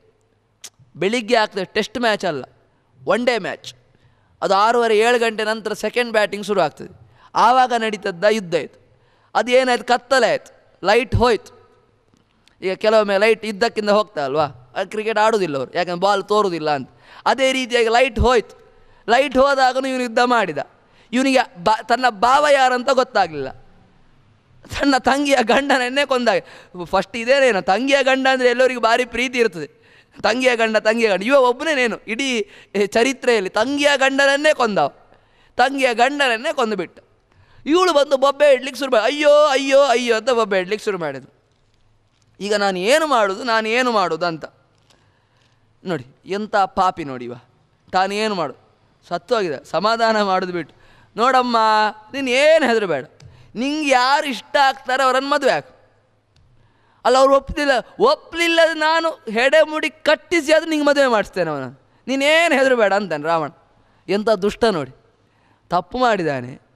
ಈಗ ಪುನಃ ಒಂದು ಯಾರನ್ನು ಬೇಕಾದರೂ ನೀನು ವರಿಸು, ಅವ್ರು ಒಪ್ಪಲಿಲ್ಲದಿದ್ದರೂ ಕೂಡ ಅವರ ಹೆಡೆ ಮುಡಿ ಕಟ್ಟಿಯಾದರೂ ನಿನಗೆ ಮದುವೆ ಮಾಡಿಸ್ತೇನೆ ಅವನನ್ನು ಅಂತ. ಖುಷಿ ಆಯ್ತು ಇವಳಿಗೆ. ಈ ವನದಲ್ಲಿ ದಂಡಕಾರಣ್ಯದಲ್ಲಿ ಅವಳಿಗೆ ವಾಸ ಮಾಡಲಿಕ್ಕೆ ಅವಕಾಶ ಕೊಟ್ಟು. ಅವಳು ಮಾತ್ರನ ತ್ರಿಶಿರ ಕೆಲವು ರಾಕ್ಷಸರು, 14,000 ರಾಕ್ಷಸರು ಕೂಡ ಅಲ್ಲಿದ್ದಾರೆ ಈ ಋಷಿಮುನಿಗಳಿಗೆ ಉಪಟಳ ಕೊಡಲಿಕ್ಕೆ. ಒಳ್ಳೆಯವರಿಗೆ ಉಪಟಳ ಕೊಡೋದು ಈಗ ಮಾತ್ರ ಅಲ್ಲ, ಹಿಂದಿನಿಂದನೂ ಕೂಡ ಇದ್ದದ್ದೇ ಅದು. ಆಯಿತು, ಇವಳು ಶೂರ್ಪನಖೆ ಬರ್ತಾ ಇದ್ದಾಳೆ. ರಾಮನನ್ನು ನೋಡಿದ್ಳು. ರಾಮನನ್ನು ನೋಡಿ ಪಕ್ಕದಲ್ಲಿ ಸೀದೆ ಇದ್ದಾಳೆ, ಗೊತ್ತುಂಟು ಅವಳಿಗೆ ಹೆಂಡತಿ ಅಂತ, ಪಕ್ಕದಲ್ಲೇ ಇದ್ದಾಳೆ. ಬಂದ್ಲು, ನಾನು ನಿನ್ನ ಮದುವೆ ಆಗಬೇಕಂತ. ಅದಕ್ಕೆ ರಾಮ ಅಂದ, ನಂಗೆ ಮದುವೆ ಆಗಿದೆ, ಇನ್ನೊಂದು ಹೆಂಡತಿಯನ್ನು ನಾನು ಮದುವೆ ಆಗೋದಿಲ್ಲ. ಈಗ ನಂಗೆ ಪಕ್ಕದ ಹೆಂಡತಿ ಇದ್ದಾಳೆ. ಈಗ ಅಲ್ಲಿ ಪಕ್ಕದ ನನ್ನ ತಮ್ಮ ಕೂತ್ಕೊಂಡಿದ್ದಾನೆ ನೋಡು, ಅವನಿಗೆ ಯಾರು ಇಲ್ಲ, ಈಗ ಅವನನ್ನು ಹೋಗಿ ಮದುವೆ ಆಗು ಅಂತೇಳಿ ಅವನ ಹತ್ರ ಹೋದ. ಅವನಂತಾನೆ, ನಾನು ಎಷ್ಟಾದರೂ ದಾಸ. ರಾಮನ ಬಟ್ಟೆ ಒಗೆಯುವುದು, ರಾಮನಿಗೆ ರಾತ್ರಿ ಮಲಗಲಿಕ್ಕೆ ವ್ಯವಸ್ಥೆ ಮಾಡೋದು, ಅತ್ತಿಗೆಗೆಲ್ಲ ಬೇಕಾದಂಥ ಬಟ್ಟೆಯನ್ನೆಲ್ಲ ಒಗೆದುಕೊಡು, ನಂದು ಇದೇ ಕೆಲಸ, ನಾನು ದಾಸ. ನೀನು ಒಂದು ವೇಳೆ ನನ್ನನ್ನು ಮದುವೆ ಆದಿ ಅಂತಾದರೆ ದಾಸನನ್ನು ಮದುವೆ, ನೀನು ಕೂಡ ದಾಸಿ ಆಗಬೇಕಾಗ್ತದೆ. ದಾಸನನ್ನು ಮದುವೆ ಆದರೆ ನೀನು ಕೂಡ ದಾಸಿ ಆಗಬೇಕು, ನೀನು ಕೂಡ ಅವರ ಚಾಕ್ರಿಯನ್ನು ಮಾಡ್ತಾ ಇರಬೇಕಾಗ್ತದೆ. ನನ್ನನ್ನು ಮದುವೆ ರಾಮನಲ್ಲಿಗೆ ಹೋಗನು. ರಾಮ ಹೇಳ್ತಾನೆ, ಬೇಡ ನಂಗೆ ಆಗೋದಿಲ್ಲ, ಅವನಲ್ಲಿಗೆ ಹೋಗಿ ಆಟ ಆಡಿಸ್ತಾನೆ ರಾಮ. ಸಿಟ್ಟು ಬಂತ ಹೇಳಿ, ರಾಮ ಯಾಕೆ ಹೀಗೆ ಮಾಡಿದೆ ಕೇಳಿದೆ, ಅವರ ಸ್ವಭಾವ ಗೊತ್ತಾಗಬೇಕಲ್ಲ ಎಂಥದ್ದು ಅಂತ, ಇಲ್ಲದೆ ಸ್ವಭಾವ ಗೊತ್ತಾಗೋದಿಲ್ಲ. ಈಗ ಸ್ವಭಾವ ಗೊತ್ತಾಯ್ತು ನೋಡಿ, ಶೂರ್ಪನಖೆ ಅದು. ಅವಳು ಏನು ಈ ಸೀತೆಯಿಂದ ಅಲ್ಲ ನೀನು ಮದುವೆ ಆಗೋದು, ಈ ಸೀತೆಯನ್ನೇ ನುಂಗ್ತೇನೆ ಅಂದ್ಲು ಅವಳು. ಅಷ್ಟೊತ್ತಿಗೆ ರಾಮ ಅಂದ, ಕತ್ತರಿಸು ಅವಳ ಕಿವಿಯನ್ನು ಮತ್ತು ಮೂಗನ್ನು ಅಂದ. ಲಕ್ಷ್ಮಣ ಇದು ಇಡೀ ರಾಮಾಯಣ ನಡೀಲಿಕ್ಕೆ ಶುರುವಿನ ಪ್ರಸಂಗ ನೋಡಿ. ಇದರಿಂದನೇ ರಾಮಾಯಣ ನಡೆದದ್ದು. ಇದು ನಡಿಲಿಲ್ಲದಿದ್ದರೆ ರಾಮಾಯಣ ನಡೀತವೇ ಇರಲಿಲ್ಲ. ಯಾವಾಗ ಶೂರ್ಪನಖೆ ವೃತ್ತಾಂತ ಪ್ರಾರಂಭ ಆಯಿತೋ, ಶೂರ್ಪನಖೆಯ ಕಿವಿಯನ್ನು ಮೂಗನ್ನು ಕತ್ತರಿಸಿದನೋ, ಇಲ್ಲಿಂದ ರಾಮಾಯಣ ಪ್ರಾರಂಭ. ಇಲ್ಲದಿದ್ದರೆ ರಾಮಾಯಣ ಆಗ್ತವೇ ಇರಲಿಲ್ಲ. ರಾಮ 14 ವರ್ಷ ಕಾಡಿಗೆ ಹೋದ, ಬಂದ, ಪಟ್ಟಾಭಿಷಿಕ್ತರಾದ, ಮುಗೀತಾ ಇತ್ತು ರಾಮಾಯಣ. ಇದೊಂದು ದೇವರ ಒಂದು ಪ್ರಸಂಗ ನೋಡಿ. ಸಿದ್ಧಾರ್ಥ ಸಿದ್ಧ ಸಂಕಲ್ಪ ಸಿದ್ಧಿದ ಸಿದ್ಧಿ ಸಾಧನ ಅಂತ, ಕೈಗೂಡಿದ ಪ್ರಯೋಜನ ಉಳ್ಳವನಂತ. ಸಿದ್ಧ ಸಂಕಲ್ಪ, ಅವನ ಸಂಕಲ್ಪ ಏನು? ಸಿದ್ಧ. ಏನು ಸಂಕಲ್ಪ? ರಾಮಾಯಣ ಈ ರೀತಿಯಾಗಿ ನಡಿಬೇಕೆನ್ನುವುದಾಗಿ ಅವನ ಸಂಕಲ್ಪ. ಅಲ್ಲಿ ಜಯ ವಿಜಯರನ್ನು ಉದ್ಧಾರ ಮಾಡಬೇಕಂತ ಅವನ ಸಂಕಲ್ಪ. ಆ ಜಯ ವಿಜಯರನ್ನು ಉದ್ಧಾರ ಮಾಡಬೇಕಿದ್ದರೆ ರಾವಣ ಕುಂಭಕರ್ಣರು ಸಾಯಬೇಕಾದ್ರೆ ಅವರೇ ಜಯ ವಿಜಯರು. ರಾವಣ ಕುಂಭಕರ್ಣನೇ ಜಯ ವಿಜಯರು. ಅವರ ಸಂಹಾರ ಆಗಬೇಕು. ಅವರ ಸಂಹಾರ ಆಗಬೇಕಂತ ಇದ್ದರೆ ಇಲ್ಲಿ ಶೂರ್ಪಣಖೆ ವೃತ್ತಾಂತ ನಡಿಬೇಕು. ಶೂರ್ಪಣಖೆ ವೃತ್ತಾಂತ ನಡೆದು ಶೂರ್ಪಣಖೆ ಅಲ್ಲಿ ಹೋಗಿ ಹೇಳಬೇಕು. ಅಲ್ಲಿ ಹೋಗಿ ಹೇಳಿದ ಮೇಲೆ ರಾವಣ ಕುದಿಬೇಕು. ರಾವಣ ಕುದಿ ಮೇಲೆ ಸೀತೆಯ ಅಪಹಾರ ಆಗಬೇಕು. ಸೀತೆಯ ಅಪಹಾರ ಆದಮೇಲೆ ಯುದ್ಧ ನಡಿಬೇಕು. ಇಷ್ಟೆಲ್ಲ ಉಂಟು ನೋಡಿ ಭಗವಂತನ ಸಂಕಲ್ಪ. ಆಯಿತು, ಶೂರ್ಪಣಖೆಯ ಕಿವಿ ಮತ್ತು ಮೂಗನ್ನು ಕತ್ತರಿಸು ಅಂದ ರಾಮ ಲಕ್ಷ್ಮಣನ ಹತ್ರ. ಲಕ್ಷ್ಮಣ ಆಯಿತು ಅಂದ, ಕತ್ತರಿಸಿದ. ಲಕ್ಷ್ಮಣ ಕತ್ತರಿಸಿದ. ಅಲ್ಲ, ಕಿವಿಯನ್ನು ಮೂಗನ್ನೇ ಯಾಕೆ ಕತ್ತರಿಸಿದ್ದಪ್ಪ? ಕೈಯನ್ನು ಕತ್ತರಿಸ್ಬೋದಿತ್ತಲ್ವಾ, ಕಾಲನ್ನು ಕತ್ತರಿಸ್ಬೋದಿತ್ತಲ್ವಾ? ಕಿವಿ ಮೂಗನ್ನೇ ಯಾಕೆ ಕತ್ತರಿಸಿದ್ದು ಕೇಳಿದರೆ, ಇವಳೊಬ್ಬಳು ವಿಧವೆ. ವಿಧೇವೆ ಆದವರು ಕಿವಿಗೆ ಮತ್ತು ಮೂಗಿಗೆ ಹಾಕೊಳ್ಳಿಕ್ಕಿಲ್ಲ ಆಭರಣ, ಕುಂಡಲ ಮತ್ತು ಮೂಗೊಟ್ಟಿಯನ್ನು ಧರಿಸ್ಕೊಳ್ಳಿಕ್ಕಿಲ್ಲ. ವಿಧೇವೆ ಆದವರು, ವಿಧವೆಯರಿಗೆ ಆ ಅವಕಾಶ ಇಲ್ಲ. ಇವಳು ವಿಧವೆ ಆಗಿ ಕೂಡ ಈಗ ನನಗೆ ಆ ಧರಿಸಬೇಕಂತ ಪುನಃ ಮದುವೆ ಮಾಡ್ಕೊಂಡು ಧರಿಸಬೇಕಂತ ಆಸೆ. ಅದಕ್ಕೋಸ್ಕರ ರಾಮ ಏನು ಮಾಡಿದ? ಕಿವಿ ಮತ್ತು ಮೂಗನ್ನೇ ಕತ್ತರಿಸಿದ. ಇದರ ಮೂಲಕ ಒಂದು ವಿಧೇವೆ ಆದವಳು ಇದನ್ನು ಬಯಸಬಾರದು ಎಂಬ ಸಂದೇಶವನ್ನು ರಾಮ ತೋರಿಸಿದ. ಈಗ ಹೇಳಲಿಕ್ಕೆ ಹೋದರೆ ಇದು ಶೋಷಣೆ ಮಾಡ್ತಾರೆ ಅಂತ ಆಗ್ತದೆ. ಏನು ಅದು ಭಾರಿ ಸಮಸ್ಯೆ. ಈಗ ಏನು ಹೇಳಿದರೂ ಸಮಸ್ಯೆ, ಹೇಳಿದರೂ ಸಮಸ್ಯೆ, ಹೇಳಿದರೂ ಸಮಸ್ಯೆ. ಹೇಳಿದರೆ ಶೋಷಣೆ ಮಾಡ್ತಾರೆ ಅಂತ ಗಲಾಟೆ ಮಾಡಲಿಕ್ಕೆ ಶುರು ಮಾಡ್ತಾರೆ. ಇರಲಿ, ಅದರ ಅಧ್ಯಾತ್ಮ ಸಂದೇಶ ಬೇರೆಯೇ ಉಂಟು. ಅದು ಯಾಕೆ ಧರಿಸಬಾರ್ದು, ಅದಕ್ಕೊಂದು ಸಂದೇಶ ಬೇರೆಯೇ ಉಂಟು. ಆದ್ದರಿಂದ ಅದಕ್ಕೆ ಕಿವಿ ಮತ್ತು ಮೂಗನ್ನೇ ಕತ್ತರಿಸಿ ಹಾಕಿದ. ಕಿವಿ ಮೂಗನ್ನು ಕತ್ತರಿಸಿ ಹಾಕಿದ್ದು ಸಿಟ್ಟಿನಿಂದ ತ್ರಿಶಿರ ಅವರೆಲ್ಲ ಯುದ್ಧಕ್ಕೆ 14,000 ಜನ ಯುದ್ಧಕ್ಕೆ ಬಂದರು. ಅವರನ್ನೆಲ್ಲ ರಾಮ ಸಂಹಾರ ಮಾಡಿದ. ಸಂಹಾರ ಮಾಡಿದ ಮೇಲೆ ತಂದು ಏನೂ ಇಲ್ಲ ಅಂತ ಗೊತ್ತಾಯಿತು ಶೂರ್ಪಣಖೆ. ಸೀದಾ ರಾವಣ ಇದ್ದಲ್ಲಿಗೆ ಹೋಗಿ ಎಂತ ಹೇಳಿದ್ದು? ದುಷ್ಟರ ಸ್ವಭಾವ ನೋಡಿ. ಅಣ್ಣ ಅಣ್ಣ ಅಣ್ಣ. ಏನಮ್ಮ ಕೇಳಿದ ರಾವಣ. ಅಣ್ಣ, ನಿನಗೋಸ್ಕರ ನನ್ನ ಕಿವಿ ಮತ್ತು ಮೂಗು ಕತ್ತರಿಸಿ ಹೋಯ್ತು ನೋಡು. ನನಗೋಸ್ಕರ ನಾನೇನು ಹೇಳಿದ್ದೆ ನಿನಗೆ? ಕಿವಿ ಮೂಗು ಕತ್ತರಿಸುವಂಥ ಕೆಲಸ ಹೇಳಿದ್ದೆ. ನೋಡಣ್ಣ, ಅಲ್ಲಿ ಒಬ್ಳು ಇದ್ಲು ಮಾರೆ. ಯಾರು? ಸೀತೆ ಅಂತ. ನೋಡಲಿಕ್ಕೆ ಅಂತ ಚಂದ ಗೊತ್ತಾ? ನಾನು ಅವಳನ್ನು ನಿನಗೆ ಕಟ್ಟಿಸಬೇಕಂತ ಹೋದದ್ದು. ಅವಳನ್ನು ಕರ್ಕೊಂಡು ಬರಲಿಕ್ಕೋಸ್ಕರ ಹೋದದ್ದು ಮಾರೆ. ಅವಳ ಗಂಡನ ತಮ್ಮ ನನ್ನ ಕಿವಿ ಮತ್ತು ಮೂಗನ್ನು ಕತ್ತರಿಸಿ ಹಾಕಿದ. ಹೋದದ್ದು ಇವಳಿಗೋಸ್ಕರ. ಅಲ್ಲಿ ಹೇಳಿದ್ದೇನು ಕೇಳಿದರೆ, ನಿನಗೋಸ್ಕರ ಹೋದದ್ದಕ್ಕೆ ನನಗೆ ಈ ಗತಿ ಬಂತು ಅಂತ ಅವಳು ಹೇಳಿದ. ಅಲ್ಲಿ ಎಂತ ಹೇಳಿದ? ಅಷ್ಟೇ ಹೇಳಿಲ್ಲವ. ಆ ಸೀತೆ ಎಂತ ಚಂದ ಮಾರೆ. ಸೀತೆ ನೋಡಲಿಕ್ಕೆ ಎಂತ ಚಂದ. ಅಂಥ ಚಂದದ ಹುಡುಗಿ ರಾವಣನಿಗೆ ಇರಬೇಕು, ನನ್ನ ಅಣ್ಣನಿಗೆ ಇರಬೇಕಂತ ಅವ ಯೋಚನೆ ಮಾಡಲಿಕ್ಕೆ ಶುರು ಮಾಡಿದ ನೋಡಿ.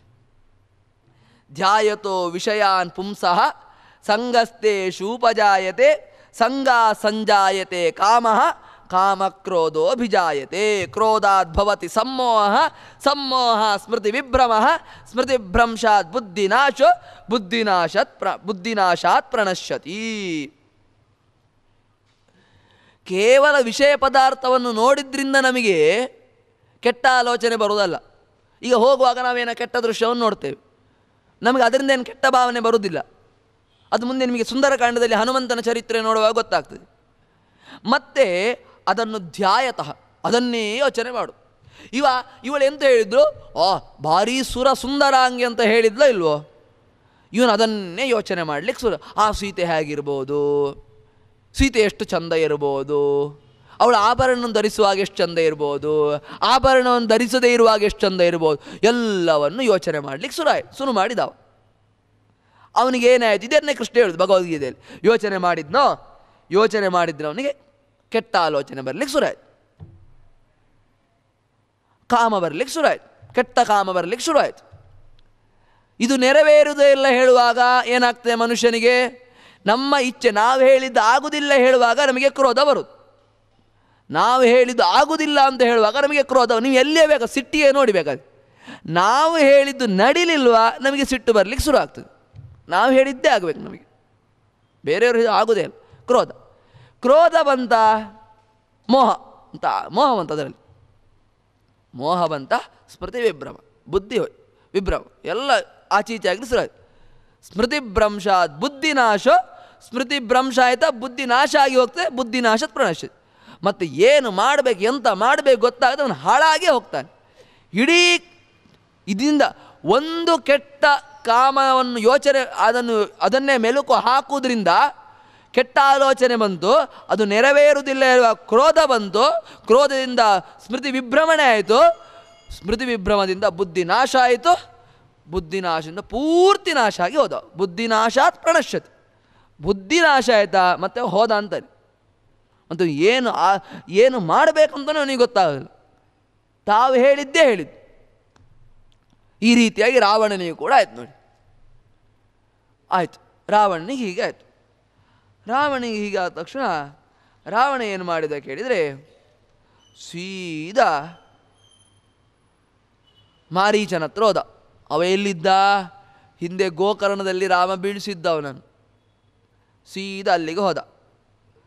ಅಲ್ಲಿಗೆ ಹೋದಾಗ ಮಾರೀಚನ ಹತ್ರ ಹೇಳಿದ, ಮಾರೀಚ ನಮಗೊಂದು ಕೆಲಸ ಆಗಬೇಕೀಗ. ಎಂತಪ್ಪ, ಈ ರಾಮ ಅಂತ ಒಬ್ಬ ಇದ್ದಾನೆ, ಅವನಿಗೆ ಈಗ ಮೋಸ ಮಾಡಬೇಕು, ಅವನ ಹೆಂಡತಿಯನ್ನು ಅಪಹಾರ ಮಾಡಬೇಕು, ಅದಕ್ಕೆ ನಿನ್ನ ಸಹಕಾರ ಬೇಕು ಅಂದ. ಮಾರೀಚ ಅಂದ, ತೇನಾರ್ಥಿತ ಸಪದಿ ರಾಘವ ವಂಚನಾರ್ಥಂ ಮಾರೀಚ ಆಹ ಶರವೇಗ ಮಮುಷ್ಯ ಜಾನನ್ ಶಕ್ಯೋ ನತೆ ರಘುವರೇಣ ಹಿ ವಿಗ್ರಹೋತ್ರ ಜಾನಾಮಿ ಸಂಸ್ಪರ್ಶಮಸ್ಯ ಶರಸ್ಯ ಪೂರ್ವಂ. ಮಾರೀಚಂದ, ರಾವಣ ಇದೊಂದು ಬಿಟ್ಟು ಬೇರೆ ಏನಾದರೂ ಹೇಳಪ್ಪ, ಇದೊಂದು ಬೇಡ. ನೋಡು, ಈ ಮಾರೀಚ ರಾಮನ ಬಾಣದ ಪೆಟ್ಟು ತಿಂದು ಹೆದರಿ ಇಲ್ಲಿ ಕೂತ್ಕೊಂಡವ ನೀರು, ಇನ್ನು ಏನು ಬೇಡ ಅಂತ ಕೂತ್ಕೊಂಡಿದ್ದೆ. ನೀನು ಬೇರೆ ಯಾರಿಗಾದರೆ ಮೋಸ ಮಾಡಲಿಕ್ಕೆ ಕೇಳು, ಇದೊಂದು ಬೇಡ. ರಾಮನಿಗೊಂದು ಮೋಸ ಮಾಡಲಿಕ್ಕೆ ಹೋದರೆ ನಾವು ಸಾಯುವುದು ಖಚಿತ. ರಾಮನಿಗೆ ರಾಮ ಮಂದಿರಕ್ಕೆ ತೊಂದರೆ ಕೊಡಲಿಕ್ಕೆ ಹೋದರೆ ನಾವು ಮಣ್ಣು ಮುಕ್ಕುವುದು ಸಹಜ. ರಾಮನಿಗೂ ಕೊಡಬಾರ್ದು, ರಾಮ ಮಂದಿರಕ್ಕೂ ಕೊಡಬಾರ್ದು, ರಾಮ ಮಂದಿರ ಮಾಡುವವರಿಗೂ ಉಪಟಳ ಕೊಡಬಾರ್ದು. ರಾಮ ಮಂದಿರಕ್ಕೆ ಯಾರು ಪೂರ್ಣ ಸಹಕಾರ ಕೊಡ್ತಿದ್ದಾರೆ ಅವರ ಬಗ್ಗೆಯೂ ಕೇವಲವಾಗಿ ಟಿ ವಿಯಲ್ಲೆಲ್ಲ ಮಾತಾಡಲಿಕ್ಕೆ ಹೋಗಬಾರ್ದು, ಅವರ ಬಗ್ಗೆ ಏನೇನು ಹೇಳಲಿಕ್ಕೆ ಹೋಗಬಾರ್ದು.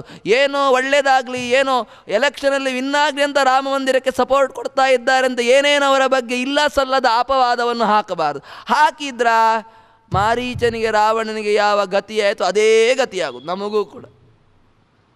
ಅಲ್ಲಿ ಸ್ವತಃ ರಾಮನಿಗೆ, ಅವನು ಅಲ್ಲಿ ಸೀತೆಗೆ ವಂಚನೆ ಮಾಡಲಿಕ್ಕೆ ಹೋದ, ಇಲ್ಲಿಯೂ ಅಷ್ಟೇ ರಾಮನಿಗೆ ಅಂದರೆ ರಾಮ ಮಂದಿರಕ್ಕೆ ವಂಚನೆ ಮಾಡಲಿಕ್ಕೆ, ರಾಮ ಮಂದಿರ ಮಾಡುವವರ ಬಗ್ಗೆ ಏನು ಹೇಳೋದು, ಇದು ಕೂಡ ಒಂದು ರೀತಿ ವಂಚನೆ. ಅವರು ಪ್ರಾಮಾಣಿಕವಾಗಿ ಮಾಡ್ತಾ ಇರ್ತಾರೆ, ಅದರ ಬಗ್ಗೆ ಏನೇನು ಹೇಳಿದ್ರು ಅದು ಕೂಡ ವಂಚನೆ, ಅದರಿಂದ ಪೆಟ್ಟು ತಿನ್ನಬೇಕಾಗ್ತದೆ. ಪ್ರೆಸೆಂಟ್ ರಾಮಾಯಣ ಈಗನೂ ಪ್ರೆಸೆಂಟ್, ಕೇವಲ ಆವಾಗಕ್ಕೆ ಮಾತ್ರ ಅಲ್ಲ ರಾಮಾಯಣ, ಈಗನೂ ಪ್ರೆಸೆಂಟ್. ಅಂತಹ ರಾಮ ಹೇಳಿದ ಮಾರೀಚ ಬೇಡಪ್ಪ. ಆಗ ಕೈಯಲ್ಲಿ ಖಡ್ಗ ತೆಗ್ದ, ಇಲ್ಲಿಯೇ ಕೊಲ್ತೇನೆ ನಾನೀಗ, ಇಲ್ಲೇ ಕೊಲ್ತೇನೆ, ನೀನು ಹೋಗಿ ಮೋಸ ಮಾಡಲಿಲ್ವ ಈಗ ಇಲ್ಲೇ ಕೊಂದು ಹಾಕ್ತೇನೆ ಅಂತ. ಯಾರೋ ಒಬ್ಬ ವ್ಯಾಖ್ಯಾನಕಾರರು ಬರ್ದ್ರಪ್ಪ, ಏನಂತ ಬರ್ದ್ರು ಕೇಳಿದರೆ, ಅವ ಅಂದ ಅಂತೆ ಮಾರೀಚ, ಈ ರಾವಣ ಕೈಯಿಂದ ಸಾಯುವುದಕ್ಕಿಂತ ರಾಮನ ಕೈಯಿಂದ ಸತ್ತರೆ ಎಷ್ಟೋ ಪುಣ್ಯ ಬರ್ತದೆ ಅಂತ ಅಂದ ಅಂತೆ. ಯಾರು ಬರ್ದದ್ದು ಗೊತ್ತಿಲ್ಲ, ಯಾರೋ ಒಬ್ಬರು ವ್ಯಾಖ್ಯಾನಕಾರರು, ಪ್ರಾಯ ಅವರು ಮಾರೀಚನ ಫ್ರೆಂಡ್ ಇರಬೇಕು, ಅವ್ರು ಬರ್ದವ್ರು. ಮಾರೀಚ ಅದಕ್ಕೋಸ್ಕರ ಅವ ಹೇಳಿದಂತೆ, ಈ ರಾವಣನ ಕೈಯಿಂದ ಸಾಯುವುದಕ್ಕಿಂತ ರಾಮನ ಕೈಯಲ್ಲಿ ನಾನು ಸಾಯ್ಬೋದಲ್ವಾ ಅಂತ ಅಂದಂತೆ. ಏನೋ ಎಷ್ಟೋ ಲಂಚ ಕೊಟ್ಟಿದೆ, ಮಾರೀಚ ಲಂಚ ಕೊಟ್ಟಿರಬೇಕು ಅವನಿಗೆ, ಅದಕ್ಕೋಸ್ಕರ ಅವ್ರು ಹಾಗೆ ಬರೆದು ಬಿಟ್ಟು. ಇಡೀ ರಾಮಾಯಣ ತೆಗೆದು ನೋಡಿದರೂ ಹಾಗಿಲ್ಲ. ಯಾವ ವಾಲ್ಮೀಕಿ ರಾಮಾಯಣದಲ್ಲಿಲ್ಲ, ಮಧ್ವ ರಾಮಾಯಣದಲ್ಲಿಲ್ಲ, ಸಂಗ್ರಹ ರಾಮಾಯಣದಲ್ಲಿಲ್ಲ, ಯಾವುದು ಒಂದು ಈಗ ಪ್ರಚಲಿತ ಯಾವ ರಾಮಾಯಣದಲ್ಲೂ ಕೂಡ, ಮೂಲ ರಾಮಾಯಣದಲ್ಲೂ ಕೂಡ ಇಲ್ಲ. ಇವ್ರದ್ದೇ ಒಂದು ರಾಮಾಯಣ, ಅದು ಇವ್ರದ್ದೇ ಬರ್ದವ್ರದ್ದೇ ಒಂದು ರಾಮಾಯಣ. ಅಷ್ಟು ಮಾರೀಚ ಒಳ್ಳೆಯವನಾಗಿದ್ದರೆ ಮುಂದೆ ಅವನು ಹಣೆ ಬರ ಗೊತ್ತಾಗ್ತದೆ ನೋಡಿ. ಅವ ಏನು ಇಲ್ಲಿ ಅವನಿಗೆ ಏನು ಕ್ರಮ ಕೇಳಿದೆ, ಸ್ವಲ್ಪ ದಿವಸ ಆದರೂ ಬದುಕ್ಬೋದಲ್ವಾ ಅಂತ. ರಾಮನ ಕೈಯಿಂದ ಸಾಯಬೇಕಂತಲ್ಲ, ಈಗ ನಾನು ಹೋಗಲಿಲ್ಲದಿದ್ದರೆ ಹೇಳಿದರೆ ರಾವಣ ಇವಾಗಲೇ ಕೊಂದು ಬಿಡ್ತಾನೆ. ಇವಾಗ ಇನ್ನೊಂದು 10 ದಿವಸ ಬದುಕುವ, ಜಾಸ್ತಿ ಬದುಕಲಿಕ್ಕೆ ಆಸೆ, ಅಷ್ಟು ಕೂಡ ಆಸೆ. ಸಾಯುವುದು ಖಂಡಿತವನಿಗೆ ಒಂದು ಇಲ್ಲಿ ರಾವಣ ಕೈಯಿಂದ ಸಾಯಬೇಕು, ಇಲ್ಲ ರಾಮನ ಕೈಯಿಂದ ಸಾಯಬೇಕು. ರಾಮನ ಕೈಯಿಂದ ಇನ್ನು 10 ದಿವಸ ಬಿಟ್ಟು ಸಾಯ್ಬೋದಲ್ವಾ, ಒಂದು ಸ್ವಲ್ಪ 2-3 ದಿವಸ ಜಾಸ್ತಿ, ಸ್ವಲ್ಪ ಪಾಪ ಜಾಸ್ತಿ ಮಾಡಿ ಸಾಯ್ಬೋದಲ್ವಾ. ಇಲ್ಲಿ ಆದರೆ ಬೇಗ ಸಾಯಬೇಕು. ಇಷ್ಟೇ ಬುದ್ಧಿ ಬಿಟ್ಟರೆ ರಾಮನ ಕೈಯಿಂದ ಸಾಯಬೇಕೆಂಬ ಉದ್ದೇಶದಿಂದ ಅವ ರಾವಣನ ಮಾತಿಗೆ ಒಪ್ಪಿದ್ದಲ್ಲ. ಇದು ಯಾರೋ ಒಬ್ಬರು ಮಾರೀಚನ ಗೆಳೆಯರೇ ಬರ್ದದ್ದು. ಇರಲಿ, ಅವ ಹೋದ. ಎಲ್ಲಿಗೆ ಹೋದ? ಸೀದಾ ಸೀತೆ ಇದ್ದಲ್ಲಿಗೆ ಹೋದ. ಯಾವ ವೇಷದಲ್ಲಿ ಹೋದ? ಬಂಗಾರದ ಜಿಂಕೆ. ಯಾವ ಬಂಗಾರು? ಡುಪ್ಲಿಕೇಟ್ ಬಂಗಾರು. ಈಗಿನ ಭಾಷೆಯಲ್ಲಿ ಹೇಳೋದಿದ್ರೆ ಆರ್ಟಿಫಿಷಿಯಲ್, ಪ್ಯೂರ್ ಬಂಗಾರ ಅಲ್ಲ, ಆರ್ಟಿಫಿಷಿಯಲ್. ಈ ಕತೆ ಏನು ಹೇಳ್ತದೆ ಕೇಳಿದರೆ, ಯಾವತ್ತೂ ಕೂಡ ಆರ್ಟಿಫಿಷಿಯಲ್ ಬಂಗಾರಿಗೆ ಮಾರು ಹೋಗಬೇಡಿ. ಹಾಕೋದಿದ್ದರೆ ಮೈಗೆ ಪ್ಯೂರ್ ಬಂಗಾರೇ ಮೈಗೆ ಹಾಕ್ಕೊಳ್ಳಿ.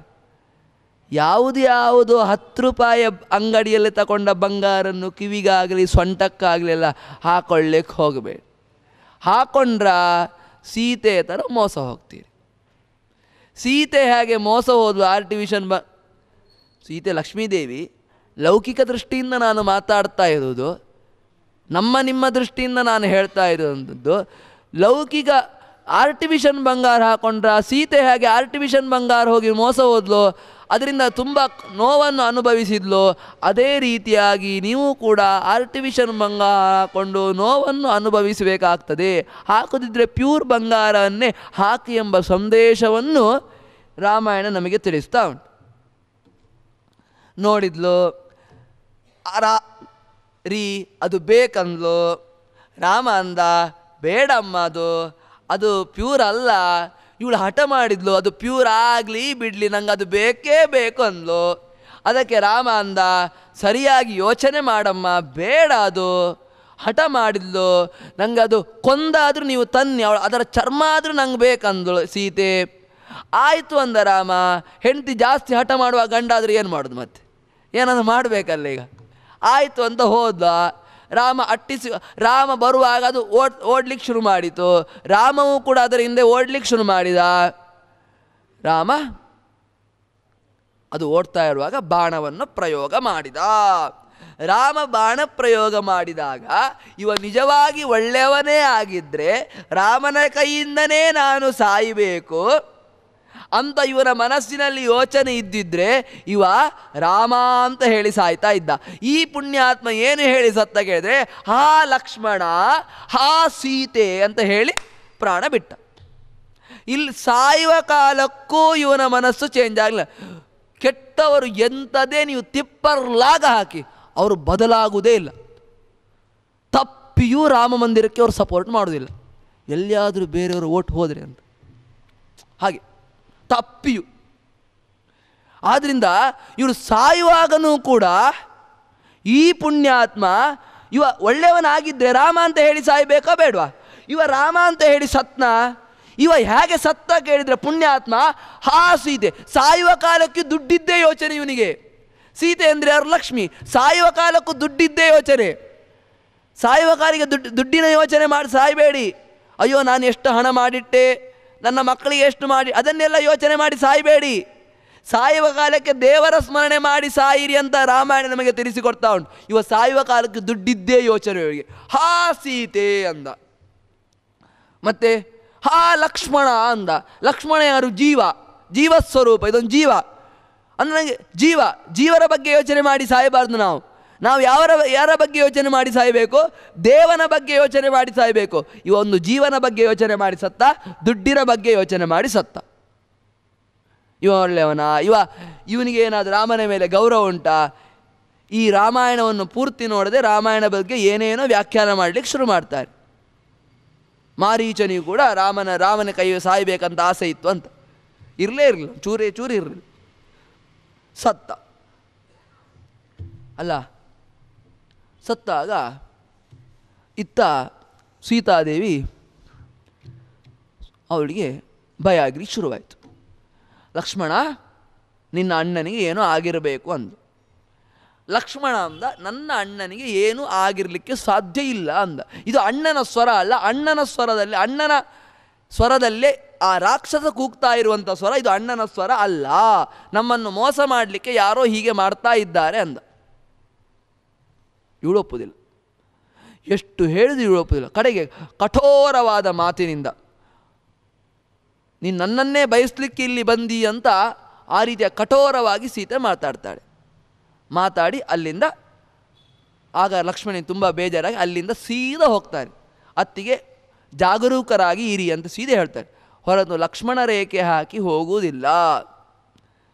ಅದು ಇನ್ನೊಂದು ಯಾರೋ ಪುಣ್ಯಾತ್ಮರು ಸೇರಿಸಿದ್ರು ರಾಮಾಯಣಕ್ಕೆ. ಲಕ್ಷ್ಮಣ ಹೋಗುವಾಗ ಲಕ್ಷ್ಮಣ ರೇಖೆ ಹಾಕಿ ಇದನ್ನು ದಾಟಬೇಡಿ ಅಂತ ಹೇಳಿ ಲಕ್ಷ್ಮಣ ಹೋದ ಅಂತ ಯಾರೋ ಪುಣ್ಯಾತ್ಮರು ಇನ್ನೊಬ್ಬರು ರಾಮಾಯಣ ಬರೆಯುವವರು ಯಾರೋ ಲಕ್ಷ್ಮಣ ರೇಖೆಯ ಕಥೆಯನ್ನು ನಮ್ಮಲ್ಲಿ ಸೇರಿಸ್ಲಿಕ್ಕೇನು ಕಮ್ಮಿಲ್ಲ ನೋಡಿ ಕಥೆಯನ್ನು. ಅವರು ಸಾಂಬಾರಿಗೆ ಸೌತೆಗೆ ಅಲಸಂಡೆ ಸೇರಿಸಿದಾಗ ಅಂತ ಅಂದ್ಕೊಂಡು, ಒಂದೇ ಸಾಂಬಾರು ಅದಕ್ಕೆ ಸೌತೆಗೆ ಅಲಸಂಡೆ ಇನ್ನೊಂದು ಬೀನ್ಸ್ ಎಲ್ಲ ಸೇರಿಸಿ ಮಾಡ್ತಾರಲ್ವ, ಈ ರೀತಿಯಾಗಿ ಕಥೆಯನ್ನು ಸೇರಿಸು. ಇದ್ದ ಕತೆ ಸಾಕಾಗುವುದಿಲ್ವಾ? ಇಲ್ಲದ ಕಥೆಯನ್ನು ಯಾಕೆ ಹೇಳಬೇಕು? ಇದ್ದ ಕಥೆಯನ್ನು ಹೇಳಿದರೆ ಸಾಕು.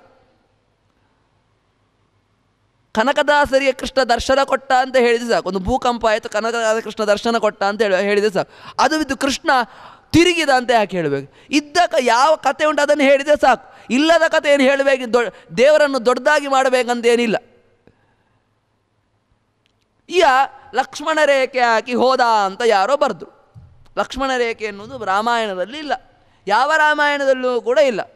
ಹೊಸ ರಾಮಾಯಣದಲ್ಲಿ ಇರಬೇಕು ಹೊರತು ವಾಲ್ಮೀಕಿಗಳು ಬರೆದಂತಹ ಅಥವಾ ಹಯಗ್ರೀವ ದೇವರು ಬರೆದಂತಹ ಮೂಲ ರಾಮಾಯಣ ಅಥವಾ ಆಚಾರ್ಯ ಮಧ್ವರು ಬರೆದಂತಹ ಮಧ್ವರಾಮಾಯಣ ಅಥವಾ ನಾರಾಯಣ ಪಂಡಿತರು ಬರೆದಂತಹ ಸಂಗ್ರಹ ರಾಮಾಯಣ, ಈ ಪ್ರಸಿದ್ಧ ಹಿಂದಿನವರು ಬರೆದ ಯಾವ ಗ್ರಂಥದಲ್ಲೂ ಕೂಡ ಇಲ್ಲ. ಆಧುನಿಕ ಕವಿಗಳು ಯಾರ ಬರೆದದ್ದು. ಲಕ್ಷ್ಮಣ ಅಲ್ಲಿಂದ ಸೀದಾ ಹೋದ. ಲಕ್ಷ್ಮಣ ಅಲ್ಲಿಂದ ಸೀದಾ ಹೋಗ್ತಾ ಇರುವಾಗ ರಾಮ ಅಲ್ಲಿಂದ ಬರ್ತಾ ಇದ್ದ. ಲಕ್ಷ್ಮಣ ಯಾಕೆ ಬಂದಿ ಅಂದ. ಅತ್ತಿಗೆ ಭಾರಿ ಇದು ಮಾಡಿದ್ರು, ಕಠೋರವಾಗಿ ಮಾತಾಡೋದಕ್ಕೋಸ್ಕರ ಬಂದೆ ಅಂದ. ಆಯಿತು, ಈಗ ಏನೋ ಅಲ್ಲಿ ಸಮಸ್ಯೆ ನಡೆದಿಬೇಕು. ರಾಮ ಲಕ್ಷ್ಮಣ ಅಲ್ಲಿಂದ ಹೊರಟರು. ಇಲ್ಲಿ ರಾವಣ ಬಂದ. ಲಕ್ಷ್ಮಣ ಹೋಗುವುದೇ ತಡ, ರಾವಣ ಸನ್ಯಾಸಿ ವೇಷದಲ್ಲಿ ಬಂದ. ಕಾವಿ ತೊಟ್ಕೊಂಡವರೆಲ್ಲ ಸನ್ಯಾಸಿಗಳು ಅಲ್ಲ ಎಂಬುದು ರಾಮಾಯಣ ನಮಗೆ ತಿಳಿಸ್ತಾ ಉಂಟು ನೋಡಿ. ಕಾವಿ ತೊಟ್ಟ ತಕ್ಷಣವನ್ನು ಸನ್ಯಾಸಿ ಆಗಲಿಕ್ಕೆ ಸಾಧ್ಯ ಇಲ್ಲ. ಕಾವಿ ತಂಡ ತಕ್ಷಣ ಮೋಸ ಹೋಗಬೇಡಿ. ಸೀತೆ ಹಾಗೆ ಇದು ಕಾವಿ ವಸ್ತ್ರವನ್ನು ಉಟ್ಕೊಂಡು ಬಂದದ ಮೂಲಕ ಒಬ್ಬರು ಸನ್ಯಾಸಿ ಇರಬೇಕಂತ ಮೋಸ ಹೋದ್ಲು. ಅದೇ ಕಾವಿ ಯಾರು ತೊಟ್ಕೊಂಡಿದ್ದಾರೆ ಅವರು ಸನ್ಯಾಸಿಗಳಂತ ಮೋಸ ಹೋಗಬೇಡಿ ಎಂಬ ಸಂದೇಶವನ್ನು ರಾಮಾಯಣ ನಮಗೆ ತಿಳಿಸ್ತಾ ಉಂಟು ಸೀತೆಯ ಮೂಲಕ. ಅಲ್ಲ, ಸೀತೆಯಾದರೂ ಹೀಗೆ ಯಾಕೆ ಮಾಡಿದ್ರು? ಸಾಕ್ಷಾತ್ ಲಕ್ಷ್ಮೀದೇವಿ ಅವಳು ಯಾಕೆ ಹೀಗೆ ಮಾಡಿದ್ಲು? ಯಾಂ ಪರೇಶ ಉರುದೈವ ಕರೋತಿ ಲೀಲಾಂ ತಾಂ ಕರೋತ್ಯನು ತದೈವ ರಮಾಪಿ ದೇವಿ ನೈತಾವತಾಸ್ಯ ಪರಮಸ್ಯ ತಥಾ ರಮಾಯಾ ದೋಷೋಣುರಪ್ಯ ವಿಚಿಂತ್ಯ ಉರು ಪ್ರಭೂಯತ್. ಭಗವಂತನ ಲೀಲೆಗೆ ಅನುಗುಣವಾಗಿ ಲಕ್ಷ್ಮೀದೇವಿಯು ಕೂಡ ಲೀಲೆಯನ್ನು ಆಡ್ತಾಳೆ. ಭಗವಂತನಿಗೆ ರಾವಣಾದಿಗಳ ಸಂಹಾರ ನಡಿಬೇಕು. ರಾವಣಾದಿಗಳ ಸಂಹಾರ ನಡಿಬೇಕಾದ್ರೆ ಅಲ್ಲಿ ಸೀತೆಯ ಕಾರ್ಯ ಈ ರೀತಿಯಾಗಿ ಇರಬೇಕು. ಇದು ಭಗವಂತನ ಸಂಕಲ್ಪ, ಸತ್ಯ ಸಂಕಲ್ಪ. ಆ ಭಗವಂತನ ಸಂಕಲ್ಪಕ್ಕೆ ಅನುಗುಣವಾಗಿ ಸೀತಾದೇವಿ ಈ ರೀತಿಯಾಗಿ ನಾಟಕ ಆಡಿದ್ಳು. ನೈತಾವತಸ್ಯ ಪರಮಸ್ಯ ತತಾರಮಾಯ ದೋಷಣು. ಅದು ಬಿಟ್ಟು ಸೀತೆಗೂ ಕೂಡ ಹೆದರಿಕೆ, ಮೋಸ ಹೋಗ್ತಾಳೆ ಎಂಬ ದೋಷವನ್ನು ಸೀತೆಯಲ್ಲಿ ಚೂರೇ ಚೂರು ಚಿಂತನೆ ಮಾಡಲಿಕ್ಕೆ ಹೋಗಬಾರ್ದು. ಸೀತಾದೇವಿಯಲ್ಲಿ ಯಾವುದೇ ರೀತಿಯಾದಂಥ ದೋಷವೇ ಇಲ್ಲ, ದೋಷದ ಲೇಷವೇ ಇಲ್ಲ. ಭಗವಂತನ ಸಂಕಲ್ಪಕ್ಕೆ ಅನುಗುಣವಾಗಿ ಸೀತಾದೇವಿ ಈ ರೀತಿಯಾಗಿ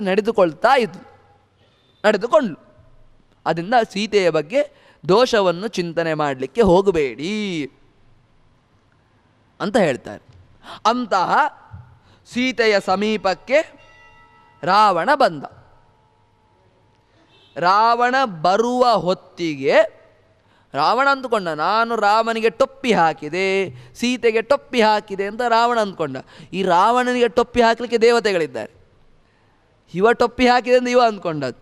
ದೇವತೆಗಳು ಈ ರಾವಣನಿಗೆ ಟೊಪ್ಪಿ ಹಾಕಿಬಿಟ್ರು. ರಾವಣ ಬರುವುದು ಇನ್ನೇನು ತಡ.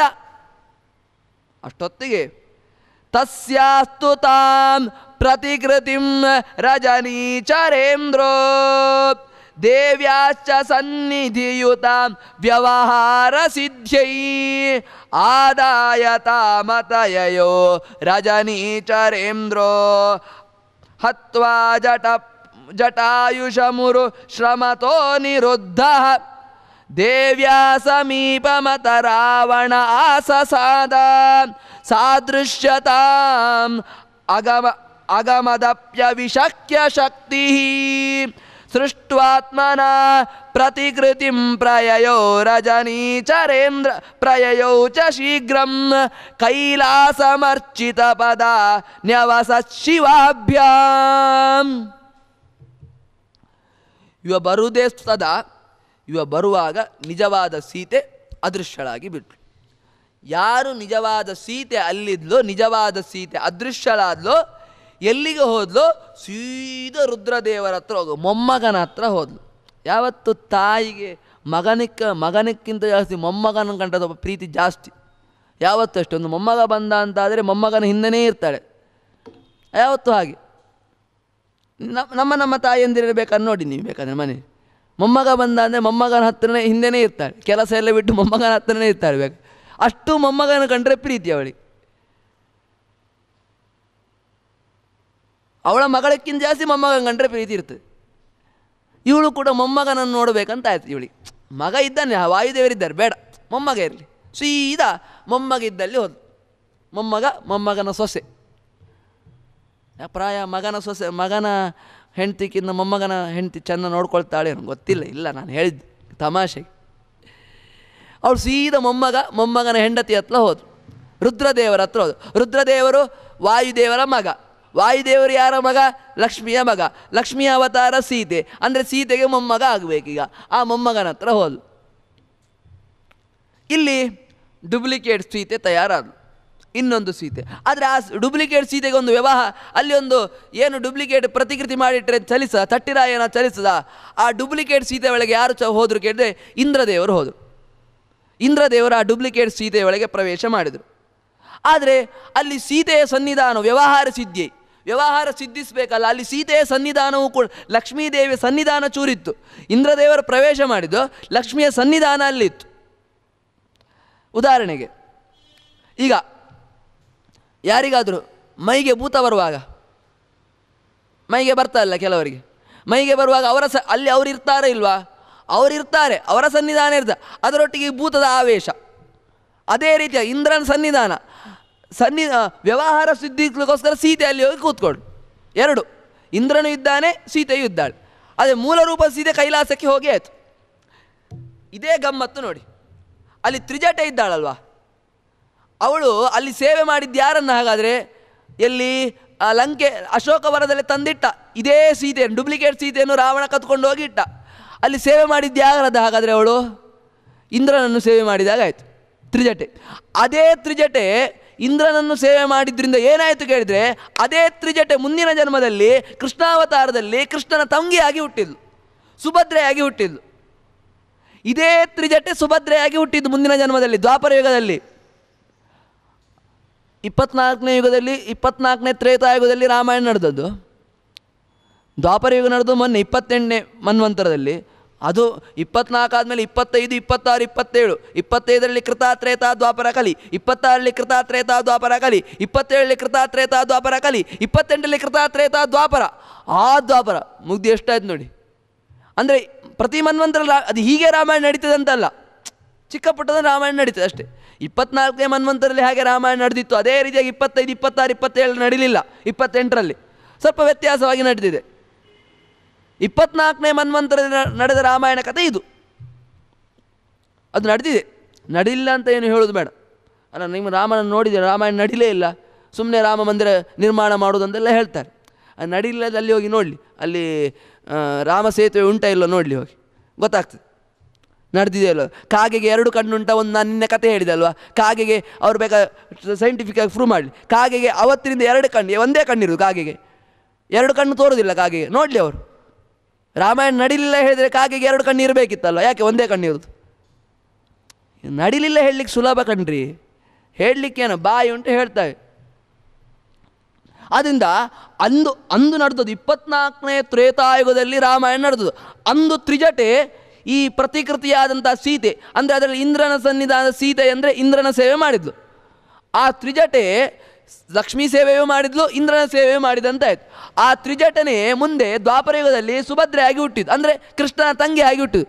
ಕೃಷ್ಣನ ವ್ಯವಸ್ಥೆ ನೋಡಿ, ಬಲರಾಮ ಸುಭದ್ರೆಯನ್ನು ದುರ್ಯೋಧನಿಗೆ ಕೊಡಬೇಕಂತಿದ್ದ, ಕೃಷ್ಣ ಸುಭದ್ರೆಯನ್ನು ಅರ್ಜುನಿಗೆ ಕೊಡಬೇಕಂತಿದ್ದ. ಸುಭದ್ರೆಯನ್ನು ಅರ್ಜುನಿಗೆ ಕೊಟ್ಟು ಮದುವೆ ಮಾಡಿದ.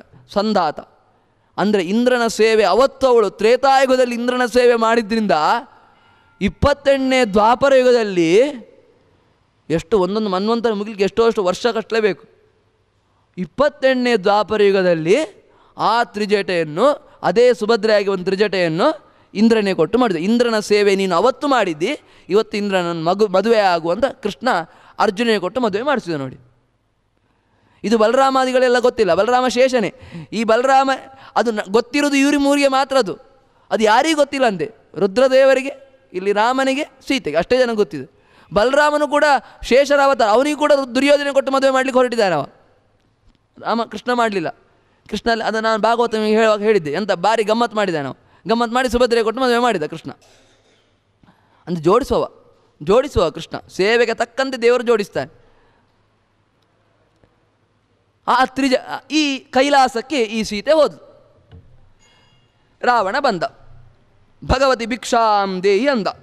ಇವಳು ಸನ್ಯಾಸಿ ಬಂದಿರಬೇಕಂತ ಹೋದ್ಲು, ಕೊಟ್ಲು. ರಾವಣ ಅವಳನ್ನು ಅಪಹಾರ ಮಾಡಿದ. ಸೀದಾ ಅಪಹಾರ ಮಾಡಿಕೊಂಡು ಪುಷ್ಪಕ ವಿಮಾನದಲ್ಲಿ ಕೂತ್ಕೊಂಡು ಸೀದಾ ಹೊರಟು. ರಾಮಾಂತಿಕೆ ಸ್ಥಿತಾ ದೇವಿ ನಮಂದೈ ಸಮದೃಶ್ಯತಾ ನಿತ್ಯಾ ವಿಯೋಗಿನೀಂ ರೂಪಾಂತರೇಣ ಕೈಲಾಸಂ ಗತಾ ನಿತ್ಯ ವಿಯೋಗಿನಿ ಅಂತ ಮಣಿಮಂಜರಿಯಲ್ಲಿ ನಾರಾಯಣ ಪಂಡಿತರು ತಿಳಿಸ್ತಾರೆ. ರಾಮಾಂತಿಕೆ ಸ್ಥಿತಾದೇವಿ, ರಾಮನ ಸಮೀಪದಲ್ಲೇ ಇದ್ಲು ಸೀತೆ. ನಮ್ಮಂದೈ ನಮ್ಮ ನಿಮ್ಮಂಥವರಿಗೆ ಮಾತ್ರ ತೋರ್ತಾ ಇರಲಿಲ್ಲ.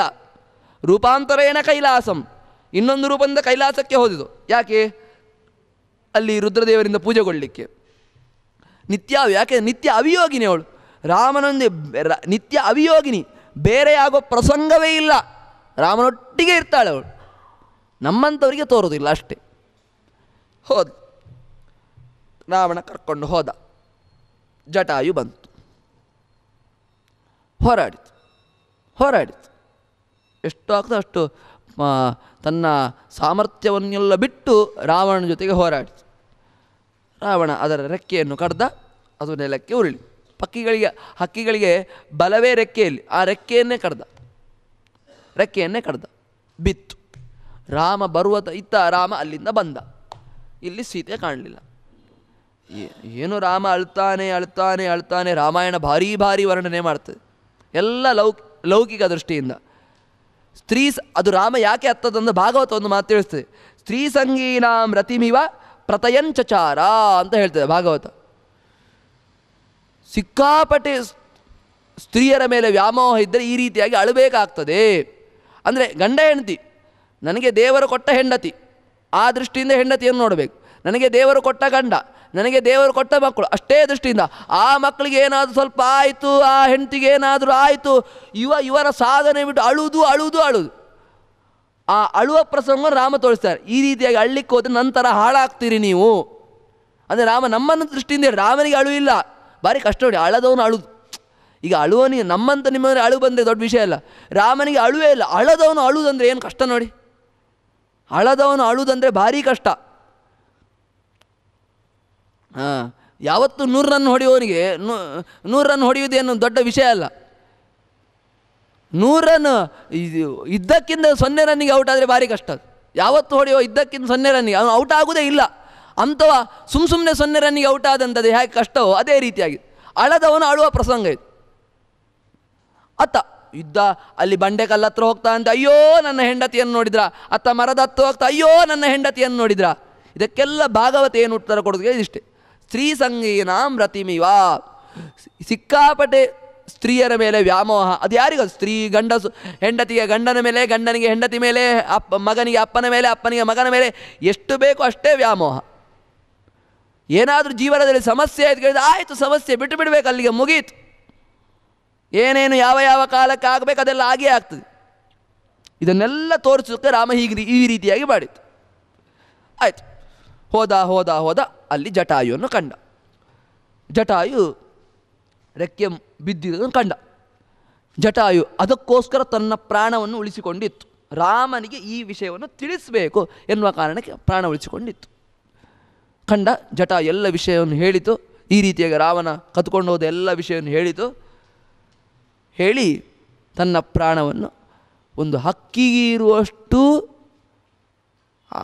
ಆ ಒಂದು ಸೌಜನ್ಯತೆ ಮನುಷ್ಯರಲ್ಲಿ ಇಲ್ಲ. ಜಟಾಯುವನ್ನು ನಾವು ತಿಳಿಬೇಕು. ಇನ್ನೊಬ್ಬರಿಗೆ ಕಷ್ಟ ಬಂದಾಗ ಇನ್ನೊಬ್ಬರು ರಸ್ತೆಯಲ್ಲಿ ಬಿದ್ದಿರ್ತಾರೆ, ಬೇಕಾದರೆ ಫೋಟೋ ತೆಗಿತೇವೆ, ಮೊಬೈಲಲ್ಲಿ ಫೋಟೋ ತೆಗೆದು ಹೋಗ್ತೇವೆ ನಾವು. ಅದು ಆಕ್ಸಿಡೆಂಟ್ ಕೇಸ್ ಯಾರಿಗೆ ಬೇಕು ಮಾರೆ? ಯಾರು ಕೋರ್ಟಿಗೆ ಅಲಿಯುವುದು, ಯಾರು ಆಸ್ಪತ್ರೆಗೆ ಅಲಿಯುವುದು, ಅಲ್ಲಿ ಹೋದರೆ ಈಗ ನಾವು ಮೊದಲು ನಾವೇ ಹಣ ಕಟ್ಟಬೇಕು. ಇಂಥದ್ದೆಲ್ಲ ನಮ್ಮದು ಯೋಚನೆಗಳು. ಅಷ್ಟು ಬೇಗ ಫೋಟೋ ತೆಗಿತೀವಿ, ಎಷ್ಟು ಬೇಗ ಅದನ್ನು ನೋಡ್ಕೊಳ್ತಾ ಇರ್ತೀವಿ. ನಾಳೆ ನಾವು ಆಕ್ಸಿಡೆಂಟ್ ಆಗಿ ಬಿದ್ದರೆ ನಮಗೂ ಕೂಡ ಹೀಗೆ ಫೋಟೋ ತೆಗಿತಾರೆ ಎಂಬ ಕಲ್ಪನೆ ಇಲ್ಲ ನಮಗೆ. ಇನ್ನೊಬ್ಬರು ಬಿದ್ದಾಗ ಫೋಟೋ ತೆಗಿತೇವೆ, ಸೆಲ್ಫಿ ಬೇಕಾದ್ರೆ, ಅದನ್ನು ಬೇಗ ಸ್ಟೇಟಸ್ಗೆ ಹಾಕ್ತೇವೆ. ಇಂಥ ಅವಘಡ ಸಂಭವಿಸಿದು ಮಣಿಪಾಲದಲ್ಲಿ ಅಂತ ಸ್ಟೇಟಸ್ಗೆ ಹಾಕ್ತೇವೆ ಬೇಕಾದ್ರೆ. ಒಂದು ಪ್ರಾಣಿಗಿರುವಷ್ಟು ಸೌಜನ್ಯತೆ ನಮಗಿಲ್ಲ ನೋಡಿ. ಆ ರೆಕ್ಕೆ ಮುದ್ಕೊಂಡು ಬಿದ್ದಿದೆ, ಆದರೂ ರಾಮನಿಗೆ ಈ ವಿಷಯ ತಿಳಿಸಬೇಕಂತ ತನ್ನ ಪ್ರಾಣವನ್ನು ಗಟ್ಟಿಯಾಗಿ ಹಿಡಿದುಕೊಂಡು, ಅದಕ್ಕೋಸ್ಕರ ತನ್ನ ಪ್ರಾಣವನ್ನು ಬಿಗಿದಟ್ಟಿ ಇಟ್ಕೊಂಡದ್ದು. ರಾಮ ಬಂದ, ಎಲ್ಲ ವಿಷಯವನ್ನು ಜಟಾಯು ತಿಳಿಸಿತು, ಪ್ರಾಣವನ್ನು ಬಿಟ್ಟಿತು. ಎಂತಹ ದೊಡ್ಡ ಸುಯೋಗ ಕೇಳಿದರೆ ಆ ಜಟಾಯುಗೆ ರಾಮನೇ ಸ್ವತಃ ತನ್ನ ಅಂತ್ಯ ಸಂಸ್ಕಾರವನ್ನು ಆ ಜಟಾಯುಗೆ ತಾನೇ ನಿಂತು ಉತ್ತರ ಕ್ರಿಯೆಯನ್ನು ಮಾಡಿದ. ಎಂತಹ ಒಂದು ಸದ್ಗತಯೇ ನಮಃ. ಇದನ್ನೇ ವಿಷ್ಣು ಸಹಸ್ರನಾಮದಲ್ಲಿ ಸದ್ಗತ, ಒಳ್ಳೆಯ ಗತಿಯನ್ನು ಕೊಟ್ಟವ ರಾಮ. ಒಳ್ಳೆಯ ರೀತಿಯಾಗಿ ಜಟಾಯುಗೆ ಅಂತ್ಯ ಸಂಸ್ಕಾರವನ್ನು ಮಾಡಿದವ, ಸದ್ಗತಿಯನ್ನು ಕೊಟ್ಟವ ಅಂತ ಪ್ರತಿನಿತ್ಯ ನೀವು ಉಪಾಸನೆ ಮಾಡಿದರೆ ನಮ್ಮ ಮಕ್ಕಳು ನಮಗೆ ಒಳ್ಳೆಯ ರೀತಿಯಾಗಿ ಅಂತ್ಯ ಸಂಸ್ಕಾರವನ್ನು ಮಾಡುವಂಥ ಮಕ್ಕಳು ನಮಗೆ ಸಿಗ್ತಾರೆ. ಮಕ್ಕಳನ್ನು ಬಯಸುವುದೇ ಅದಕ್ಕೆ. ನಮ್ಮ ಔರ್ಧ್ವದೇಹಿಕ ಕ್ರಿಯೆ ಎಲ್ಲ ಚೆನ್ನಾಗಿ ಆಗಬೇಕು. ಗಂಡು ಮಕ್ಕಳು ಬೇಕಂತ ಹೇಳೋದು ಏನು ಅವೈಜ್ಞ, ಏನದು ಸುಮ್ಮನೆ ಅಂತ ಹೇಳ್ತಾರಲ್ಲ. ಹೆಣ್ಣು ಮಕ್ಕಳಿದ್ರೆ ಆಗೋದಿಲ್ವಾ? ಗಂಡು ಮಕ್ಕಳು ಅದೆಲ್ಲ ಸುಮ್ಮನೆ ಮೂಢನಂಬಿಕೆ ಅಲ್ಲ. ಗಂಡು ಮಕ್ಕಳು ಬೇಕು ಹೇಳೋದು ಮೂಢನಂಬಿಕೆ ಅಲ್ಲ. ಹೆಣ್ಣು ಮಕ್ಕಳಿಗೆ ಅಂತ್ಯ ಸಂಸ್ಕಾರ ಮಾಡಲಿಕ್ಕೆ ಅಧಿಕಾರ ಇಲ್ಲ. ಒಂದು ಗಂಡು ಮಕ್ಕಳು ಬೇಕು ಹೇಳೋದು ಮೂಢನಂಬಿಕೆ ಅಲ್ಲ. ಗಂಡು ಮಕ್ಕಳು ಯಾಕೆ ಬೇಕು ಹೇಳಿದರೆ ನಮ್ಮ ಮುಂದಿನ ಔರ್ಧ್ವದೇಹಿಕ ಕ್ರಿಯೆ ಎಲ್ಲ ಒಳ್ಳೆ ನಡಿಬೇಕು. ಅಲ್ಲ, ಅಳಿಯ ಎಷ್ಟಾದರೂ ಅಷ್ಟೇ. ಅಳಿಯನೇ, ಮಗನೇ. ಅಳಿಯ ಎಷ್ಟು ಮಾಡ್ತಾನೆ? ಅಳಿಯ ಎಷ್ಟು ಮಾಡ್ಬೋದು ಮಾವನಿಗೆ? ಮಗನಷ್ಟು ಪ್ರೀತಿಯಿಂದ ಔರ್ಧ್ವದೇಹಿಕ ಕ್ರಿಯೆ ಮಾಡಲಿಕ್ಕೆ ಸಾಧ್ಯವಾ? ಅಳಿಯನೇ, ಮಗನೇ. ಮಗ ಅಳಿಯ ಆಗ್ಲಿಕ್ಕೆ ಸಾಧ್ಯ, ಅಳಿಯ ಮಗ ಆಗ್ಲಿಕ್ಕೆ ಸಾಧ್ಯ ಇಲ್ಲ. ಈ ದೃಷ್ಟಿಯಿಂದ ಮಕ್ಕಳು ಔರ್ಧ್ವದೇಹಿಕರಿಗೆ ನಮ್ಮ ಶ್ರಾದ್ದಾದಿಗಳು ಚೆನ್ನಾಗಿ ನಡೀಲಿ ಎನ್ನುವ ಕಾರಣಕ್ಕೆ ಒಂದು ಗಂಡು ಮಕ್ಕಳು ಬೇಕು. ಇನ್ನೊಂದು, ನಾವು ತಂದೆಯಿಂದ ಏನು ಕೆಲವೆಲ್ಲ ಉಪದೇಶ ಪಡೆದುಕೊಂಡಿರ್ತೇವೆ, ಆ ಉಪದೇಶವನ್ನು ನಮ್ಮ ಮಕ್ಕಳಿಗೆ ಕೊಡುವ ಮೂಲಕ ತಂದೆಯಿಂದ ನಾವು ಪಡೆದುಕೊಂಡ ಋಣವನ್ನು ಪರಿಹಾರ ಮಾಡಿಕೊಳ್ಳಿಕ್ಕೋಸ್ಕರ ಗಂಡು ಮಕ್ಕಳು ಬೇಕು. ಅದಕ್ಕೋಸ್ಕರ ಗಂಡು ಮಕ್ಕಳನ್ನು ಬಯಸುವುದು.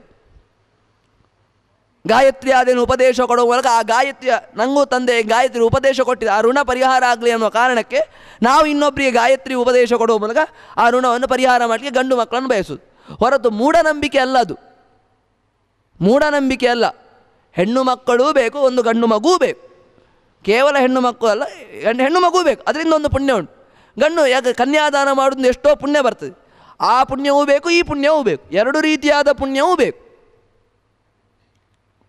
ಆದ್ದರಿಂದ ಈ ಜಟಾಯುವಿಗೆ ಒಳ್ಳೆಯ ರೀತಿಯಾಗಿ ಅಂತ್ಯ ಸಂಸ್ಕಾರವನ್ನು ಮಾಡಿದ ಅಂತ ಪ್ರತಿನಿತ್ಯ ನಾವು ಸದ್ಗತಯೇ ನಮಃ ಸದ್ಗತಯೇ ನಮಃ ಅಂತ ಚಿಂತನೆ ಮಾಡಿದರೆ ನಮ್ಮ ಪಾಲಿಗೂ ಕೂಡ ಒಳ್ಳೆಯ ಅಂತ್ಯ ಸಂಸ್ಕಾರವನ್ನು ಮಾಡುವಂಥ ಮಗನನ್ನು ಭಗವಂತ ಒದಗಿಸಿಕೊಡ್ತಾನೆ. ಆ ಮಗ ಒಳ್ಳೆಯ ರೀತಿಯಾಗಿ ಅಂತ್ಯ ಸಂಸ್ಕಾರವನ್ನು ಮಾಡ್ತಾನೆ. ಎಲ್ಲರೂ ಕೂಡ ನಾವು ನೀವು ಬಯಸುವಂಥದ್ದು ಇದೆ.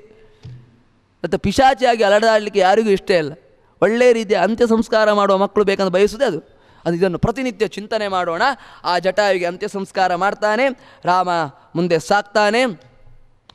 ಮುಂದೆ ಸಾಕ್ತಾ ಸಾಕ್ತಾ ರಾಮ ಸೀದಾ ಇನ್ನೊಂದು ರಾಮಾಯಣ ಇನ್ನೊಂದು ತ್ರಿದಶ ಮುನಿಕೃತೆ ರಣ್ಯಮೇವಾ ವಿವೇಶ ಹೋಗ್ತಾನೆ. ಶಬರಿಯನ್ನು ಕಾಣ್ತಾನೆ. ಶಬರಿಯ ಪ್ರಸಂಗ ಇದೊಂದು ಯಾರೋ ತಲೆ ಕೆಟ್ಟವರು ವ್ಯಾಖ್ಯಾನ ಮಾಡಿ ಹಾಕಿದರು. ಶಬರಿ ಎಂಜಿಲ್ ಮಾಡಿ ಕೊಟ್ಲಂತೆ, ರಾಮ ತಿಂದ ಅಂತೆ. ಯಾರಾದರೂ ಒಂದು ಕಾಮನ್ ಸೆನ್ಸ್ ಇರೋರು ಎಂಜಿಲ್ ಮಾಡಿ ಕೊಡ್ತಾರೆ ಅಲ್ಲ? ಶಬರಿ ಈಗಿನ ಭಾಷೆಯಲ್ಲಿ ಹೇಳಬೇಕು ಹರಿಜನ. ಅವಳು ಹರಿಜನ ಆಗಿದ್ಲೂ ಕೂಡ ಅವಳು ಒಂದು ಋಷಿಯ ಮತಂಗ ಋಷಿಯ ಆಶ್ರಮದಲ್ಲಿ ಇದ್ದದ್ದು. ಅವಳು ಮತಂಗ ಋಷಿಗಳು ಅದನ್ನೆಲ್ಲ ಅವಳು ಕಂಡಿದ್ದ. ಮತಂಗ ಋಷಿಗಳ ಆಶ್ರಮದಲ್ಲಿ ಇರುವಾಗ ಅವಳು ಮತಂಗ ಋಷಿಗಳು ಹೇಗೆ ನಡ್ಕೊಳ್ತಾ ಇದ್ರು ಎಲ್ಲವೂ ಕಂಡಿದ್ದಾಳೆ ಅವಳು. ಅಂದವಳಿಗೆ ಮಡಿಯ ಬಗ್ಗೆ ಸ್ವಲ್ಪ ಕಾನ್ಸೆಪ್ಟ್ ಗೊತ್ತಿರ್ತದೆ ಅವಳಿಗೆ. ಎಂಜಿಲ್ ಮಾಡಿ ಕೊಟ್ಟಳು ಅಂದರೆ ಏನು ಕೇಳಿದೆ, ಅದರ ಪ್ರಸಂಗ ಇಷ್ಟೇ. ಹಣ್ಣು ಕೊಯ್ಯುವಾಗ ಕಣ್ಣಿನಿಂದ ನೋಡ್ತಾ ಇದ್ದು, ಇದು ಚಂದ ಉಂಟು, ಸರಿ ಉಂಟು, ಅದನ್ನು ಇಡ್ತಾ ಇದ್ದು. ಇದು ಒಂದು ರೀತಿಯಾದ ಎಂಜಿಲು. ಯಾವುದೇ ಹೂವಾಗಲಿ, ಯಾವುದೇ ಪುಷ್ಪ ಆಗಲಿ, ಯಾವುದೇ ಸಿಹಿ ತಿಂಡಿಗಳನ್ನಾಗಲಿ ದೇವರಿಗೆ ಅರ್ಪಣೆ ಮಾಡಿದ ಮುಂಚೆ ಅದರ ಪರಿಮಳವನ್ನು ನಾವು ಮೂಸಿತು ಅಂತ ಅದರ ಉಚ್ಚಿಷ್ಟ ಆಗ್ತದೆ, ಅದು ಎಂಜಿಲಾಗ್ತದೆ. ಅದರ ಪರಿಮಳವನ್ನು ಮೂಸಲಿಕ್ಕೆ ಹೋಗಬಾರ್ದು. ಹೀರಿ ಚಂದ ಉಂಟು, ಪಾರಿಜಾತ ಪುಷ್ಪ ಚಂದ ಉಂಟು, ಸುವಾಸ, ಅಂತಹ ಪುಷ್ಪವನ್ನು ದೇವರಿಗೆ ಹಾಕಿತು ಅಂತದ್ದು ಅದು ಉಚ್ಚಿಷ್ಟ ಆಯಿತು. ನಿಮ್ಮ ಎಂಜಿಲನ್ನು ದೇವರಿಗೆ ಹಾಕಿದಾಗ ಆಯಿತು. ಶಬರಿ ಅದನ್ನು ಅಷ್ಟೇ ಆ ರೀತಿಯಾಗಿ ನೋಡ್ತಾ ಇದ್ದಿರಬೇಕಷ್ಟೇ. ಚಂದ ಉಂಟು ಇಡ್ತಾ ಇದ್ದು, ಇದು ಸರಿ ಉಂಟು. ಅವಳು ಅದನ್ನು ಯೋಚನೆ ಮಾಡಿದ್ರೆ ಇರಲಿಲ್ಲ. ಅಂದರೆ ರಾಮನಿಗೆ ಕೊಡುವಾಗ ಶುದ್ಧವಾಗಿ ಕೊಡಬೇಕಂತ ಕೊಯ್ಯುವಾಗ ನೋಡಿ ಕೊಯ್ತಾ ಇದ್ಲು. ಇಷ್ಟೇ ಉಚ್ಚಿಷ್ಟ ಬಿಟ್ಟರೆ ಅವಳು ಎಂಜಿಲು ಮಾಡಿ ರಾಮನಿಗೆ ಕೊಟ್ಟ ಕತೆ ಎಲ್ಲಿ ಇಲ್ಲ. ಇದು ಯಾರು ಅವರು ಮೇಲೆ ಹೋಗ್ಲಿಕ್ಕೋಸ್ಕರ ಬರ್ದಿರ್ಬೇಕು ಯಾರು. ಆಗ ಹೇಳಿದಂತೆ ಮಾರೀಚನ ಫ್ರೆಂಡ್, ಹಾಗೆ ಮಾರೀಚ ಒಳ್ಳೆಯವಂತ ಬರ್ದಾಗೆ ಇದು ಶಬರಿಯ ಫ್ರೆಂಡ್ ಯಾರೋ ಬರ್ದಿರ್ಬೇಕು. ಶಬರಿಯನ್ನು ಮೇಲೆ ಹಾಕಲಿಕ್ಕೆ ಈ ರೀತಿಯಾಗಿ ಶಬರಿ ಎಂಜಿಲು ಮಾಡಿ ಕೊಟ್ಟದ್ದನ್ನು ರಾಮ ತಿಂದ ಅಂತ ಬರ್ದಿರಬೇಕು ರಾಮಾಯಣ. ಯಾಕಂದರೆ ಇಲ್ಲ ಸಲ್ಲದ ಕಥೆಯನ್ನು ನಾವು ಯಾವತ್ತೂ ಹೇಳಬಾರ್ದು. ಇಲ್ಲ ಸಲ್ಲದ ಕಥೆಯನ್ನು ಉಪಾಸನೆ ಮಾಡಿದ್ರಿಂದ ಪಾಪವೇ ಬರ್ತದೆ. ಅದನ್ನು ಹೇಳದಿದ್ದರೆ ನನಗೂ ಪಾಪ, ಅರ್ಥಕ್ಕೆ ನಾನು ಹೇಳಿಬಿಟ್ಟದು. ಯಾವುದು ಉಂಟು ಅದನ್ನು ನಾವು ಹೇಳಬೇಕು. ಅದೇ ಹೆದರಬಾರ್ದು, ಯಾವುದಕ್ಕೆ ಹೆದರಬಾರ್ದು, ಇದ್ದದ್ದನ್ನು ಇದ್ದಾಗೆ ಹೇಳಬೇಕು. ಇವಳು ಶಬರಿ ಬಂದು ಅದನ್ನೆಲ್ಲ ಇದು ಮಾಡಿ ತ್ರಿದಶ ಮುನಿಕೃತೆ ರಣ್ಯಮೇವಾ ವಿವೇಶ, ಶಬರಿಯನ್ನು ಉದ್ಧಾರ ಮಾಡಲಿಕ್ಕೋಸ್ಕರ ಅರಣ್ಯಕ್ಕೆ ಹೋದದ್ದು. ಬಂದ ರಾಮ, ಶಬರಿಯನ್ನು ಕಂಡ, ಶಬರಿ ಕೊಟ್ಟ ಹಣ್ಣನ್ನು ತಿಂದ. ಶಬರಿಯು ಕೂಡ ತನ್ನ ಪ್ರಾಣವನ್ನು ಬಿಟ್ಲು. ಅವಳನ್ನು ಕೂಡ ಮೋಕ್ಷಕ್ಕೆ ಕೊಂಡೊಯ್ದ. ಸದ್ಗತಯೇ ನಮ್ಮ ಒಳ್ಳೆಯ ಗತಿಯನ್ನು ಶಬರಿಗೂ ಕೊಟ್ಟವ. ಅವಳು ಕೂಡ ಅಪ್ಸರಾ ಸ್ತ್ರೀ. ಶಾಪದಿಂದ ಇದು ಬಂದದ್ದು ಅವಳಿಗೆ, ಈ ದೇಹ ಬಂದದ್ದು. ಆ ಶಾಪ ವಿಮೋಚನೆ ಮಾಡಿ ಅವಳಿಗೆ ಕೂಡ ಒಳ್ಳೆಯ ಗತಿಯನ್ನು, ಒಳ್ಳೆಯ ಲೋಕವನ್ನು, ಸುಲೋಕವನ್ನು, ಶಬರಿಗೂ ಕೂಡ ಮೋಕ್ಷ ಎಂಬ ಸುಖವನ್ನು, ಮೋಕ್ಷ ಎಂಬ ಲೋಕವನ್ನು, ವೈಕುಂಠವನ್ನು ಆ ಶಬರಿಗೂ ಕೂಡ ಕೊಟ್ಟ. ಈ ರೀತಿಯಾಗಿ ಶಬರಿಯನ್ನು ಕೂಡ ಉದ್ಧಾರ ಮಾಡಿದ. ನ ಅವಿಹಿತ ಪತ್ರಾಜ್ಯಸ್ಯ ಅಪರಾಧೋತ್ವಕ್ತೆ ಅಪರಾಧ ಉಕ್ತೇ ವಾರಾಹಾದವು ಹೇಳ್ತಾರೆ. ಇದು ಹೇಗೆ ನೀವು ಹೇಳ್ತೀರಿ ಕೇಳಿದರೆ, ಅವಿಹಿತ ಪತ್ರಾದಿ, ಅವಿಹಿತವಾದಂಥ ಪತ್ರಗಳನ್ನು ಯಾವತ್ತೂ ದೇವರಿಗೆ ಅರ್ಪಣೆ ಮಾಡಬಾರ್ದಂತೆ. ಯಾವುದು ವಿಹಿತ ಅಲ್ಲ ಪತ್ರೆಗಳು, ಯಾವ ಪತ್ರೆಗಳು ವಿಹಿತ ಆ ಪತ್ರೆಗಳನ್ನು ಮಾತ್ರ ಹಾಕಬೇಕು. ಇದ್ದ ಪತ್ರೆಗಳನ್ನೆಲ್ಲ ಕೊಂಡೊಯ್ದು ದೇವರಿಗೆ ಹಾಕಲಿಕ್ಕಿಲ್ಲ, ದೇವರ ಮುಡಿಗೆ ಏರಿಸಲಿಕ್ಕಿಲ್ಲ. ಏನಾಗ್ತದೆ? ಅಪರಾಧತ್ವ ಉಕ್ತೇ, ಅಪರಾಧ ಅಂತ. ಇದು ವಾರಾಹ, ಇದು ವಾರಾಹ ಪುರಾಣದಲ್ಲೇ ಹೇಳಿದ್ದಾರೆ. ಯಾವುದು ವಿಹಿತ ಪತ್ರ, ಯಾವುದು ವಿಹಿತ ಪುಷ್ಪ, ಯಾವುದು ತುಂಬ ಪರಿಮಳ ಉಂಟು ಅಂಥ ಪರಿಮಳಯುಕ್ತವಾದ ಸುಗಂಧ ಪುಷ್ಪವನ್ನು ಮಾತ್ರ ದೇವರಿಗೆ ಏರಿಸಬೇಕು. ಪರಿಮಳ ಇಲ್ಲದ ಒಂಥರ ಪುಷ್ಪವನ್ನು, ಅದು ಅಂಥ ಪುಷ್ಪವನ್ನೆಲ್ಲ ದೇವರಿಗೆ ಏರಿಸಲಿಕ್ಕೆ ಹೋಗಲಿಕ್ಕಿಲ್ಲ. ಅದು ಅಪರಾಧ ಅಂತೆ. ಅದು ನಂದಿ ಬಟ್ಲು ಪರಿಮಳ ಉಂಟ ನೀವು ಕೇಳ್ಬೋದು, ಕೆಲವರಿಗೆ ಪ್ರಶ್ನೆ ಬರ್ಬೋದು. ನಂದಿ ಬಟ್ಲು ಪರಿಮಳ ಇಲ್ಲದಿದ್ದರೂ ಕೂಡ ನಂದಿ ಬಟ್ಲಲ್ಲಿ ಅಲ್ಲಿ ಹಾಲಿನ ಅಂಶ ಉಂಟು. ಅದರಲ್ಲಿ ಈ ಹಾಲಿನ ಅಂಶ ಇರುವ ಪುಷ್ಪಗಳೆಲ್ಲ ವಿಶೇಷ. ಅಲ್ಲಿ ಹಾಲಿನ ಅಂಶ ಉಂಟು ಆ ನಂದಿ ಬಟ್ಲು ಪುಷ್ಪದಲ್ಲಿ. ಅದಕ್ಕೊಂಬೆ ಎಕ್ಕುಂಬೆ ವಿಶೇಷ, ನಮಗೆ ಎಕ್ಕುಂಬೆ ಗಿಡ ಅಲ್ಲಿ ಹಾಲಿನ ಅಂಶ ಉಂಟು. ಅರ್ಕ ಸಮಿತಿ ಅದಕ್ಕೆ ವಿಶೇಷ, ಅಲ್ಲಿ ಹಾಲಿನ ಅಂಶ ಉಂಟು, ಅದಕ್ಕೋಸ್ಕರ ಅದು ವಿಶೇಷ. ಕೆಲವು ಪುಷ್ಪಗಳು ಪರಿಮಳ ಇಲ್ಲದಿದ್ದರೂ ಕೂಡ ಇಲ್ಲಿ ಆ ನಂದಿ ಬಟ್ಲಲ್ಲಿ ಹಾಲಿನ ಅಂಶ ಇರುವುದರಿಂದ ಅದು ವಿಶೇಷ. ಈ ರೀತಿಯಾಗಿ ತಿಳ್ಕೊಳ್ಬೇಕು. ಅಪವಾದಗಳಿರ್ತವೆ ಕೆಲವೊಮ್ಮೆ, ಈ ಅಪವಾದಗಳಿರ್ತವೆ, ಅದು ಮುಂದೆ ನಾವು ನೋಡಿ ತಿಳ್ಕೊಳ್ಬೇಕು. ಅಂದ ಅವಿಹಿತ ಪತ್ರಾದಿಗಳನ್ನು ಎಂದೂ ಕೂಡ ಹಾಕಲಿಕ್ಕೆ ಹೋಗಬಾರ್ದು ದೇವರಿಗೆ. ಅದರಿಂದ ಶಬರಿ ಅಂತಹ ಪುಷ್ಪವನ್ನು, ಅಂತಹ ಫಲವನ್ನು ಕೊಡಲಿಕ್ಕೆ ಸಾಧ್ಯವೇ ಇಲ್ಲ.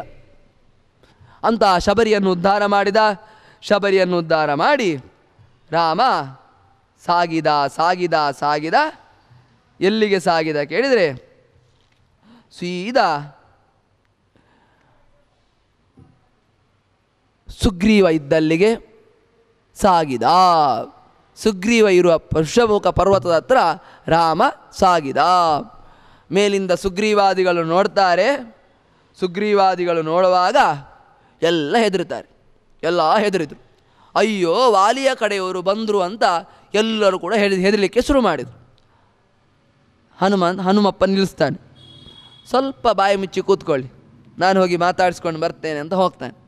ನೀವು ಹೆದರಬೇಡಿ, ನಾನು ಹೋಗಿ ಮಾತಾಡಿಸಿ ಬರ್ತೇನೆ, ಮತ್ತೆ ನೋಡುವ ಅಂತ ಹೇಳ್ತಾನೆ. ರಾಮ ಅಲ್ಲಿಗೆ ಬಂದ. ಯಾಕೆ ಅಲ್ಲಿಗೆ ಬಂದ ಎಂಬ ನಿರ್ಣಯವನ್ನು ಆಚಾರ್ಯ ಮಧ್ವರು ಕೊಳ್ತಾರೆ. ದೇಹೇಪಿ ಯತ್ರ ಪವನೋತ್ರ ಹರಿರ್ಯಸೋಸೋ ತತ್ರೇವ ವಾಯುರಿತಿ ವೇದವಚ ಪ್ರಸಿದ್ಧಿಂ ಕಸ್ಮಿನ್ ವಹಂ ಮಹನ್ವಿತಿ ತಥೈವ ಹಿ ಸೋವತಾರೆ ತಸ್ಮಾತ್ ಸಮಾರುತಿ ಕೃತೆ ರವಿಜಮ್ರರಕ್ಷ ಏವಂ ಸ ಕೃಷ್ಣತನುರರ್ಜುನಮಪ್ಯರಕ್ಷತ್ ಭೀಮಾರ್ಥಮೇವ ತದರಿಂ ರವಿಜಂ ನಿಹತ್ಯ ಪೂರ್ವಂ ಮೇ ಮಾರುತಿಮವಾಪರವೇ ಸುತೋಯಂ ತೇನಾಸ್ಯ ವಾಲಿನ ಮಹನ್ ರಘುಪ ಪ್ರತೀಪಂ. ರಾಮ ಅಲ್ಲಿಗೆ ಯಾಕೆ ಬಂದ ಕೇಳಿದರೆ, ನನ್ನ ಮಗ ಇದ್ದಾನೆ, ನನ್ನ ಮಗ ಸುಗ್ರೀವನ ಹತ್ರ ಇದ್ದಾನೆ ಎಂಬ ಕಾರಣಕ್ಕೆ ಭಗವಂತ ಅಲ್ಲಿಗೆ ಬಂದ. ಎಲ್ಲಿ ಪವನ ಇರ್ತಾನೋ, ಎಲ್ಲಿ ವಾಯು ಇರ್ತಾನೋ ಅಲ್ಲಿ ನಾನಿರ್ತೇನೆ. ಇದು ಎಲ್ಲಿ? ಕಸ್ಮಿನ್ವಹಂ ತಿಥಿ ವೇದ ಮಂತ್ರ ಉಂಟಂತೆ. ಆ ವೇದ ಮಂತ್ರವು ಕೂಡ ಹೀಗೆ ಹೇಳ್ತಾ ಉಂಟು. ಎಲ್ಲಿ ಹನುಮ ಇರ್ತಾನೆ ಅಲ್ಲಿ ನಾನಿರ್ತೇನೆ, ಎಲ್ಲಿ ಭಗವಂತ ಇರ್ತಾನೆ ಅಲ್ಲಿ ನಾನಿರ್ತೇನೆ ವೇದ ಮಂತ್ರವೂ ಕೂಡ ಹೇಳ್ತಾ ಉಂಟು. ಅಲ್ಲಿ ಸುಗ್ರೀವನ ಹತ್ರ ರಾಮ ಇದ್ದಾನೆ ಎಂಬ ಸುಗ್ರೀವನ ಹತ್ರ ಹನುಮ ಇದ್ದಾನೆ ಎಂಬ ಕಾರಣಕ್ಕೆ ರಾಮ ಸುಗ್ರೀವನ ಹತ್ರ ಹೋದ. ಅದೇ ಸುಗ್ರೀವ ಮುಂದೆ ವಾಲಿಯಾಗಿ, ಅದೇ ಸುಗ್ರೀವ ಮುಂದೆ ಕರ್ಣನಾಗಿ ಬಂದ ದ್ವಾಪರ ಯುಗದಲ್ಲಿ. ಆಗ ಸುಗ್ರೀವ ಕರ್ಣನಾಗಿ ಬಂದಾಗ ಕರ್ಣನನ್ನು ಕೃಷ್ಣ ರಕ್ಷಣೆ ಮಾಡಲಿಲ್ಲ. ಕೃಷ್ಣ ಯಾರನ್ನು ರಕ್ಷಣೆ ಮಾಡಿದ ಕೇಳಿದರೆ ಅರ್ಜುನನ್ನು ರಕ್ಷಣೆ ಮಾಡ್ದ. ಯಾಕೆ ಹೇಳಿದ್ರೆ ಭೀಮಾರ್ಥಮೇವ, ಭೀಮ ಅರ್ಜುನನ ಪಕ್ಷದಲ್ಲಿದ್ದ. ಇದೇ ವಾಲಿ ಇಂದ್ರ, ಇದೇ ವಾಲಿ ಅರ್ಜುನನಾಗಿ ಬಂದಾಗ ಈ ಇಂದ್ರನ ಜೊತೆಗೆ ಭೀಮ ಎಂದು ಇದ್ದ ಕಾರಣಕ್ಕೆ ಕೃಷ್ಣ ಅರ್ಜುನನ ಪಕ್ಷಕ್ಕೆ ನಿಂತ. ಇದೇ ಸುಗ್ರೀವ ಕರ್ಣನಾಗಿ ಬಂದಾಗ ಆ ಪಕ್ಷದಲ್ಲಿ ಭೀಮ ಇಲ್ಲ ಎನ್ನುವ ಕಾರಣಕ್ಕೆ ಅರ್ಜುನ ಮಗ ಕರ್ಣನನ್ನು ಕೊಲ್ಲಿಸಿದ. ಇಲ್ಲಿ ಸುಗ್ರೀವನ ಹತ್ರ ಹನುಮ ಇದ್ದಾನೆ ಎಂಬುದಕ್ಕೆ ವಾಲಿಯನ್ನು ಕೊಂದ. ಅಲ್ಲಿ ಸುಗ್ರೀವ ಕರ್ಣನಾಗಿ ಬಂದಾಗ ಕೃಷ್ಣ ಏನು ಮಾಡಿದ ಕೇಳಿದರೆ ಕರ್ಣನನ್ನು ಕೊಲ್ಲಿಸಿದ ಅರ್ಜುನನ ಮೂಲಕ. ಈ ರೀತಿಯಾಗಿ ಇದು ವೇದದಲ್ಲಿ ಪ್ರಸಿದ್ಧವಾದಂತಹ ಮಾತು. ಅದಕ್ಕೋಸ್ಕರ ರಾಮಚಂದ್ರ ಅಲ್ಲಿಗೆ ಬಂದ. ಅಲ್ಲಿಗೆ ಹನುಮ ಬಂದು ಮೊದಲು ಏನು ಮಾಡಿದ ಕೇಳಿದರೆ ಮನಸ್ಸಿನಲ್ಲೇ ನಮಸ್ಕಾರ ಮಾಡಿದ ಅಂತ. ಮನಸ್ಸಿನಲ್ಲೇ ರಾಮಚಂದ್ರನಿಗೆ ನಮಸ್ಕಾರ ಮಾಡಿದ. ಓಷ್ಟಾಪಿದಾನ ನಕುಲಿ ದಂತೈ ಪರಿವೃತಾಪವಿಹಿ ಅಂತ ಒಂದು ಮಾತು ವೇದದಲ್ಲಿ. ಈ ದೇಹ ಎನ್ನುವುದಕ್ಕೆ ಒಂದು ವೀಣೆ ಇದ್ದಂತಂದೆ, ವೀಣೆ. ಈ ವೀಣೆ ನಮ್ಮಿಂದ ಮಾತು ಹೊರಡಿಸುವುದು ಯಾರು ಕೇಳಿದರೆ ಭಗವಂತ ಅಂತೆ. ವೀಣೆ, ವೀಣೆಯಲ್ಲಿ ಅದೆಲ್ಲ ಕೆಲವು ಬಾರಿಸಿದ್ರೆ ಮಾತ್ರ ಸರಿಯಾಗಿ ಶಬ್ದ ಬರೋದಲ್ವಾ, ಅದು ಒಂದು ದೇವಿ ವೀಣೆ. ಇದು ಈ ಶರೀರ. ಈ ವೀಣೆಯಲ್ಲಿ ಮಾತು ಹೊರಡಿಸುವುದು ಯಾರು ಕೇಳಿದರೆ, ಸ್ಪಷ್ಟವಾಗಿ ಮಾತು ಹೊರಡಿಸುವುದು ಯಾರು ಕೇಳಿದರೆ ಭಗವಂತನ ಸ್ತ್ರೀ ರೂಪ. ಭಗವಂತ ಸ್ತ್ರೀ ರೂಪದಲ್ಲಿ ಇದ್ದು ವಾಗೀಶ್ವರೋ ವಿಷ್ಣು ಸ್ತ್ರೀ ರೂಪೋ ಮಾಂ ಸುವಾದಯೇತನು, ವಾಗೀಶ್ವರ ಎಂಬ ರೂಪದಿಂದ ಇದ್ದು ಭಗವಂತ ಸ್ತ್ರೀ ರೂಪದಲ್ಲಿ ನಮ್ಮಿಂದ ಮಾತು ಹೊರಡಿಸ್ತಾನೆ. ಆ ರೀತಿಯಾಗಿ ಚೆನ್ನಾಗಿ ಮಾತು ಹೊರಡಿಸಲಿ ಎಂಬ ಅನುಸಂಧಾನದೊಂದಿಗೆ ಹನುಮ ಮೊದಲು ಭಗವಂತನನ್ನು ಸ್ಮರಣೆ ಮಾಡಿ ಭಗವಂತನ ಎದುರಿಗೆ ಬಂದು ನಿಂತ. ಭಗವಂತನ ಎದುರಿಗೆ ಬಂದು ನಿಂತು ಪ್ರಥಮೋ ಹನುಮಾನ್ ನಾಮ, ದ್ವಿತೀಯೋ ಭೀಮ ಏವಚ, ಪೂರ್ಣಪ್ರಜ್ಞ, ತೃತೀಯಸ್ತು ಭಗವತ್ ಕಾರ್ಯಸಾಧಕ ಅಂತ ಒಂದು ಮಾತು. ಮೊದಲು ಹನುಮ, ಎರಡನೇದ್ದು ಭೀಮ, ಮೂರನೇದ್ದು ಪೂರ್ಣಪ್ರಜ್ಞ. ಯಾಕೆ ಬಂದದ್ದು ಕೇಳಿದೆ, ಭಗವಂತನ ಕಾರ್ಯಸಾಧಕ, ಭಗವಂತನ ಸೇವೆ ಮಾಡುವುದಕ್ಕೋಸ್ಕರ. ಅಷ್ಟೇ ಅಲ್ಲ, ಭಗವತ್ ಕಾರ್ಯಸಾಧಕ, ಭಗವಂತನ ಸೇವೆ ಮಾಡಲಿಕ್ಕೊಂದು ಪರಾನ್ ಸಾಧಯಿತು ಪ್ರೇರಯತೀತಿ ಚ. ಭಗವಂತನ ಸೇವೆ ಮಾಡಲಿಕ್ಕೆ ಅವರು ಬಂದದ್ದು ಅಷ್ಟೇ ಅಲ್ಲ, ನಮ್ಮನ್ನು ಭಗವಂತನ ಕಾರ್ಯದಲ್ಲಿ ಪ್ರೇರೇಪಣೆ ಮಾಡುವುದಕ್ಕೋಸ್ಕರನೂ ಬಂದದ್ದು. ಅಂದರೆ ನಾವು ಭಗವಂತನ ಕಾರ್ಯದಲ್ಲಿ ತೊಡಗುವಂತೆ ಮಾಡುವುದಕ್ಕೋಸ್ಕರನೂ. ಭಗವತ್ ಕಾರ್ಯ ಸಾಧಕ ಹೇಳಿದರೆ ಎರಡು ಅರ್ಥ. ಒಂದು, ಅವರು ಭಗವಂತನ ಸೇವೆ ಮಾಡಲಿಕ್ಕೆ ಬಂದರು ಅಂತ. ಅಷ್ಟೇ ಅಲ್ಲ, ನಾವು ಭಗವಂತನ ಸೇವೆ ಮಾಡುವುದಕ್ಕೆ ಪ್ರೇರೇಪಿಸುವುದು ಕೂಡ ಅವರೇ. ಅದಕ್ಕೋಸ್ಕರ ಅವರು 3 ಅವತಾರ ಎತ್ತಿದ್ದು. ಎಂಥ ಯೋಗ ಕೊಡಿ, ಎಂಥ ಯೋಗ ನಮ್ಮದು. ಅದಿಲ್ಲ ಇದಿಲ್ಲ ಹೇಳ್ತೇವೆ ನಮಗೆ, ಎಂತ ಇಲ್ಲ. ವಾಯುದೇವರು ನಮ್ಮಿಂದ ಇಷ್ಟು ಮಾಡಿಸ್ತಾ ಇದ್ದಾರೆ, ಅದಕ್ಕಿಂತ ದೊಡ್ಡದು ಬೇಗ. ಆಚಾರ್ಯ ಮಧ್ವರು ನಮ್ಮಲ್ಲಿ ಕೂತು ಇಷ್ಟೊಂದು ಸಾಧನೆ ಮಾಡಿಸ್ತಾರೆ, ಇದಕ್ಕಿಂತ ದೊಡ್ಡದು ಬೇಕಾ? ನಮಗೆ ನಮ್ಮಿಂದ ಒಳ್ಳೆಯ ಕೆಲಸ ಮಾಡುವುದಕ್ಕೋಸ್ಕರ ಅವರು 3 ಅವತಾರ ಎತ್ತಿದ್ದಂತೆ, ನಮ್ಮಿಂದ ಒಳ್ಳೆಯ ಕೆಲಸ ಮಾಡಲಿಕ್ಕೆ. ಅವರು ಭಗವಂತನ ಸೇವೆ ಮಾಡಿದ್ರಲ್ಲ ಬಿಡಿ, ಅದು ಅವರಿಗಾಯಿತು. ನಾವು ಇಷ್ಟೆಲ್ಲ ಪ್ರವಚನ ಕೇಳುವುದು, ಪ್ರವಚನ ಹೇಳುವುದು, ಆ ಉಪವಾಸ ಈ ಉಪವಾಸ, ದೇವರ ದರ್ಶನ, ಅದು ಇದು ಜಪ ಪೂಜೆ ಎಲ್ಲ ಮಾಡ್ತೇವಲ್ವ. ಇದು ವಾಯುದೇವರ 3 ಅವತಾರ, ಹನುಮ ಭೀಮ ಮಧ್ವರು ನಮ್ಮಿಂದ ಆ ಕೆಲಸವನ್ನು ಮಾಡುವಂತೆ ಮಾಡುದು. ಅದಕ್ಕೋಸ್ಕರ 3 ಅವತಾರವನ್ನು ಎತ್ತಿದ್ದು. ಅಂತ ಹನುಮ ರಾಮನ ಎದುರು ಬಂದ, ಮಾತಾಡಲಿಕ್ಕೆ ಶುರು ಮಾಡಿದ. ಒಳ್ಳೆಯ ರೀತಿಯಾಗಿ ಮಾತಾಡಿದಾಗ ರಾಮ ಒಂದು ಸರ್ಟಿಫಿಕೇಟ್ ಕೊಟ್ಟ ನೋಡಿ. ಅಪ್ಪನೇ ಮಗನಿಗೆ ಸರ್ಟಿಫಿಕೇಟ್ ಕೊಟ್ಟ. ಏನಂತ? ನಾನ್ ಋಗ್ವೇದ ವಿನೀತಸ್ಯ ನಾ ಯಜುರ್ವೇದ ಧಾರಿಣಃ ನಾ ಸಾಮವೇದ ವಿದುಷಃ ಶಕ್ಯಮೇವ ಪ್ರಭಾಷಿತುಂ ನೂನಂ ವ್ಯಾಕರಣಂ ಕೃಸ್ತಂ ಅನೇನ ಬಹುಧಾ ಶ್ರುತಂ ಬಹು ವ್ಯಾಹರತಾನೇನ ನ ಕಿಂಚಿತ್ ಅಪಶಬ್ದಿತಂ.